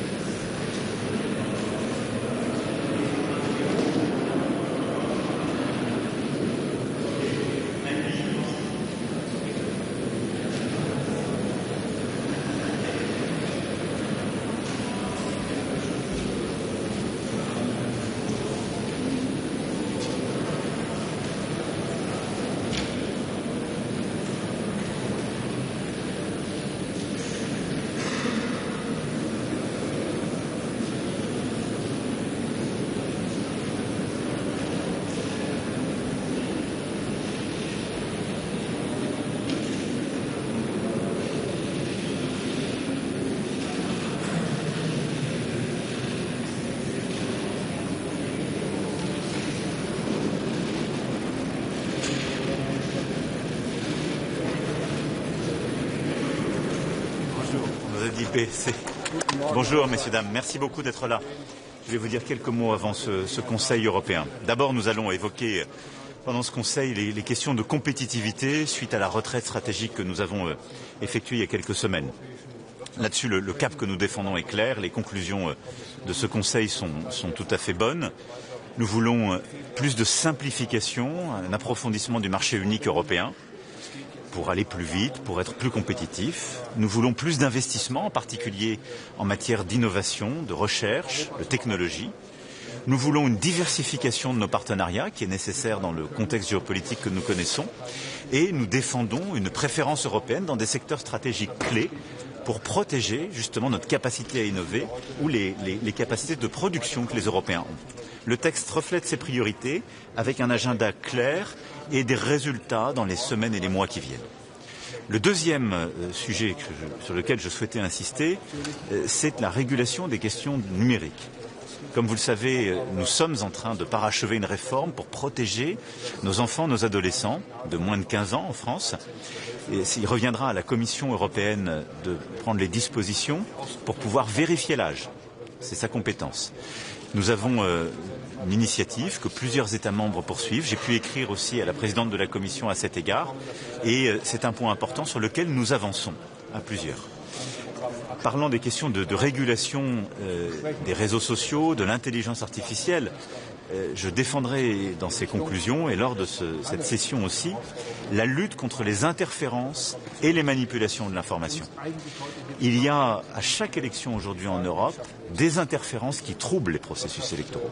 En ce moment même en Slovénie, le Premier ministre Golob, qui est en train de faire campagne pour avoir un nouveau mandat du peuple slovène, a été victime d'interférences caractérisées, de fausses informations et d'interférences de pays tiers. J'en ai parlé avec lui hier soir et ce matin. Les Européens doivent absolument se mobiliser pour protéger nos démocraties de ces interférences. C'est une nécessité, c'est ce bouclier démocratique dans lequel nous croyons. Nous aurons ensuite l'occasion d'évoquer évidemment la situation en Ukraine, d'abord parce que nous parlerons avec le président Zelensky. Et là-dessus, les choses sont simples. Je voudrais insister sur 2 points. Nous devons d'abord mettre en œuvre le prêt de 90 milliards d'euros qui a été décidé en décembre dernier. C'est une décision qui a été prise par les chefs d'État et de gouvernement. Elle doit être mise en œuvre. Et nous devons accroître nos capacités de production militaire. C'est ce que nous défendons depuis des mois. Nous avons mis les instruments en place parce qu'on sait que nous-mêmes, pour notre sécurité, et les Ukrainiens auront besoin de plus en plus de production européenne dans le contexte actuel. Le troisième sujet que nous évoquerons est évidemment la situation au Moyen-Orient. D'abord par une discussion avec le secrétaire général Guterres, qui nous permettra de revenir aussi sur la situation humanitaire à Gaza, que nous ne devons pas oublier et pour laquelle nous devons rester mobilisés. Et puis nous défendrons évidemment une désescalade, un retour à la stabilité au Moyen-Orient. Je voudrais dire ici qu'hier j'ai eu l'occasion d'échanger avec l'émir du Qatar, qui a été directement frappé et les capacités de production de gaz ont été frappées. Plusieurs autres pays du Golfe ont été frappés pour la première fois sur leur capacité de production, de la même manière que l'Iran avait été frappé le matin. Cette escalade est inconsidérée.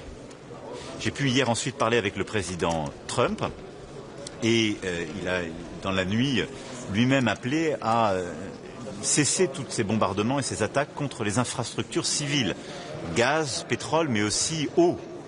Et je veux le dire ici, nous défendons l'idée d'un moratoire sur les infrastructures civiles, les personnes civiles dans ce conflit, et une désescalade rapide.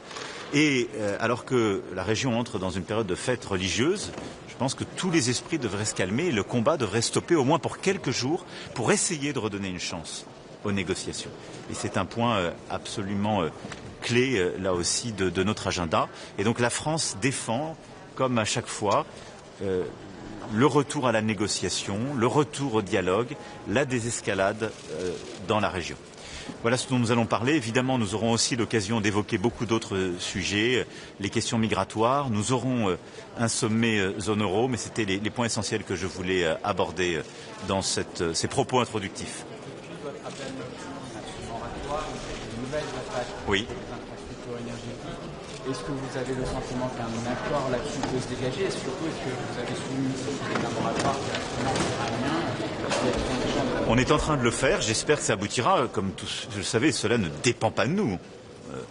On s'engage, discute, mais nous n'avons pas lancé ces frappes et nous ne sommes pas évidemment impliqués. Nous sommes impliqués dans la défense des pays qui sont touchés, quand nous avons des accords de paix, simplement de manière défensive. J'espère qu'en tout cas tout le monde reviendra à la raison, parce que tout cela évidemment a un impact pour tous les pays qui sont touchés, ça a un impact sur le marché mondial. On le sait, depuis le début de cette guerre, les prix du gaz et du pétrole ont augmenté, parce qu'on parle de 20% de ce qui alimente le marché mondial qui passe par Hormuz. Mais si les capacités de production elles-mêmes sont détruites, il y aura un impact beaucoup plus durable de cette guerre. Donc nous allons continuer de nous mobiliser et évidemment nous avons passé aussi ce message aux Iraniens et je souhaite, c'est pour ça qu'il y ait des discussions aussi directes qui puissent s'établir entre Américains et Iraniens sur ce point. Plusieurs pays, Monsieur le Président, ont pris des mesures en Europe pour aider leurs concitoyens face à la hausse de l'énergie. Est-ce qu'il va falloir faire la même chose? Écoutez, c'est au gouvernement de faire ce travail dans les temps qui viennent. Je pense que d'abord, tout ce qu'il faut faire, c'est de répondre aux causes profondes de ce qui se passe. Il y a aujourd'hui une guerre qui bloque le transit de gaz et de pétrole et il y a aujourd'hui une guerre qui est en train de détruire certaines de ses capacités. Donc il faut absolument réussir à stopper cette situation, à ce qu'on retourne vers un moment de discussion, de négociation et à ce qu'ensuite, dans un cadre approprié, international, non conflictuel, on puisse progressivement permettre au transport maritime de refonctionner par le détroit d'Ormuz pour permettre au pétrole, au gaz, mais aussi aux engrais de recirculer. Ensuite, il y a les mesures qu'on peut prendre pendant cette période à court terme. On l'a fait en libérant des réserves stratégiques sur le pétrole et on va continuer de piloter cela finement en concertation. Donc c'est la coordination des États, à la fois qui produisent ou qui ont des réserves stratégiques. Ensuite, il y a les mécanismes qu'on peut activer au niveau européen. On va le faire cet après-midi en discutant justement de nos mécanismes pour trouver des flexibilités. Et enfin, c'est la responsabilité des gouvernements de pouvoir accompagner les personnes ou les publics qui sont les plus touchés par cette crise. Il y a des discussions qui sont en cours avec nos agriculteurs, avec nos pêcheurs en particulier. Mais ça, c'est au gouvernement de le piloter et conviendra dans les jours, les semaines qui viennent, en fonction de l'évolution de cette situation, de pouvoir apporter les réponses qui conviennent. Est-ce qu'il faut changer les objectifs de stockage de gaz, Monsieur le Président? Écoutez, aujourd'hui, il faut d'abord avoir une analyse claire de la situation. Il faut essayer au maximum de préserver, de sauver les capacités de production. Et il faut ensuite donner des perspectives claires sur la réouverture des voies de circulation. Et après, l'Agence internationale de l'énergie coordonne un travail dans ce sens.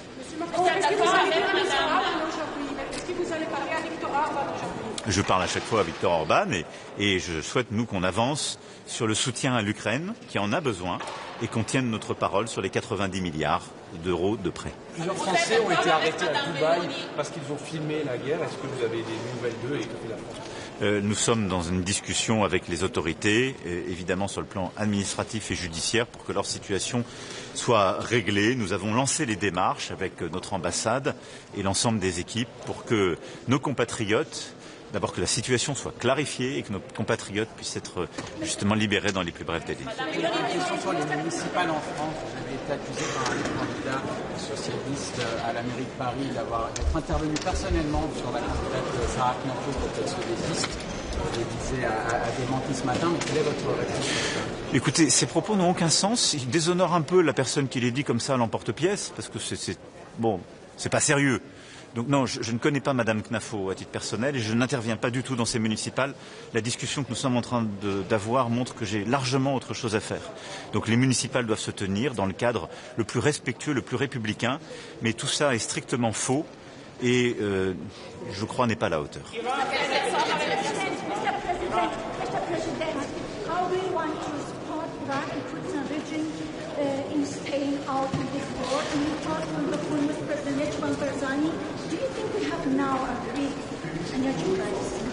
Look, first of all, mentioning Iraq and the situation, I want to pay tribute to our soldier, Major Frion, killed by the pro-Iranian militias in Iraq. France is present in Iraq and has been present in Iraq since 2015 in order to fight against terrorist groups and Daesh and in order to support the Iraqi sovereignty. We are very proud of this commitment in Baghdad, in Erbil. I had the occasion to speak several times with President Barzani as well with Prime Minister Soudani.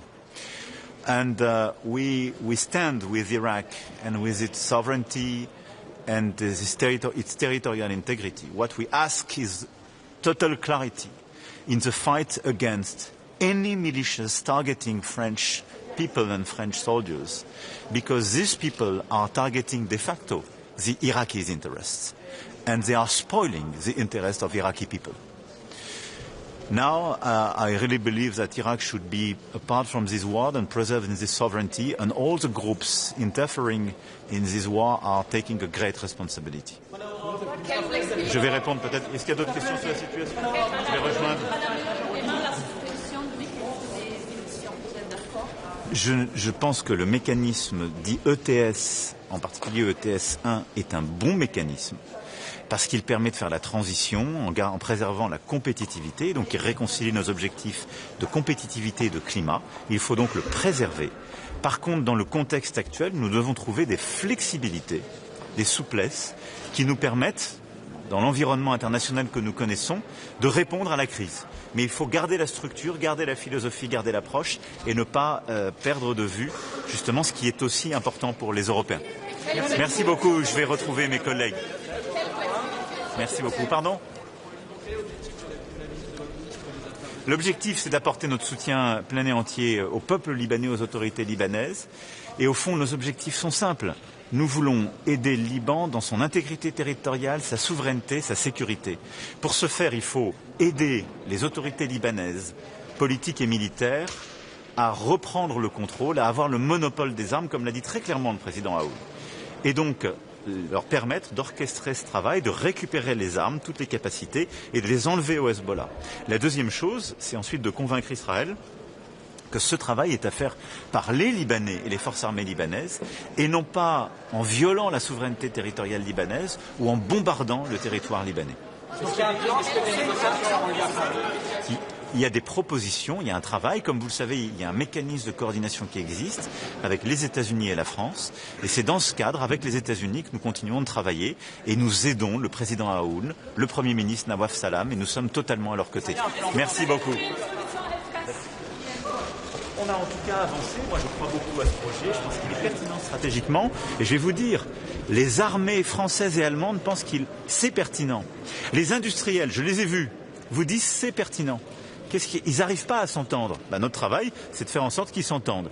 Et donc, on a décidé ensemble de lancer une mission de rapprochement d'Airbus et de Dassault dans les semaines qui viennent, qui doit se faire de manière calme, respectueuse, pour trouver justement les voies de convergence. Mais le cap stratégique est clair et il fait consensus entre toutes les parties prenantes. Merci beaucoup.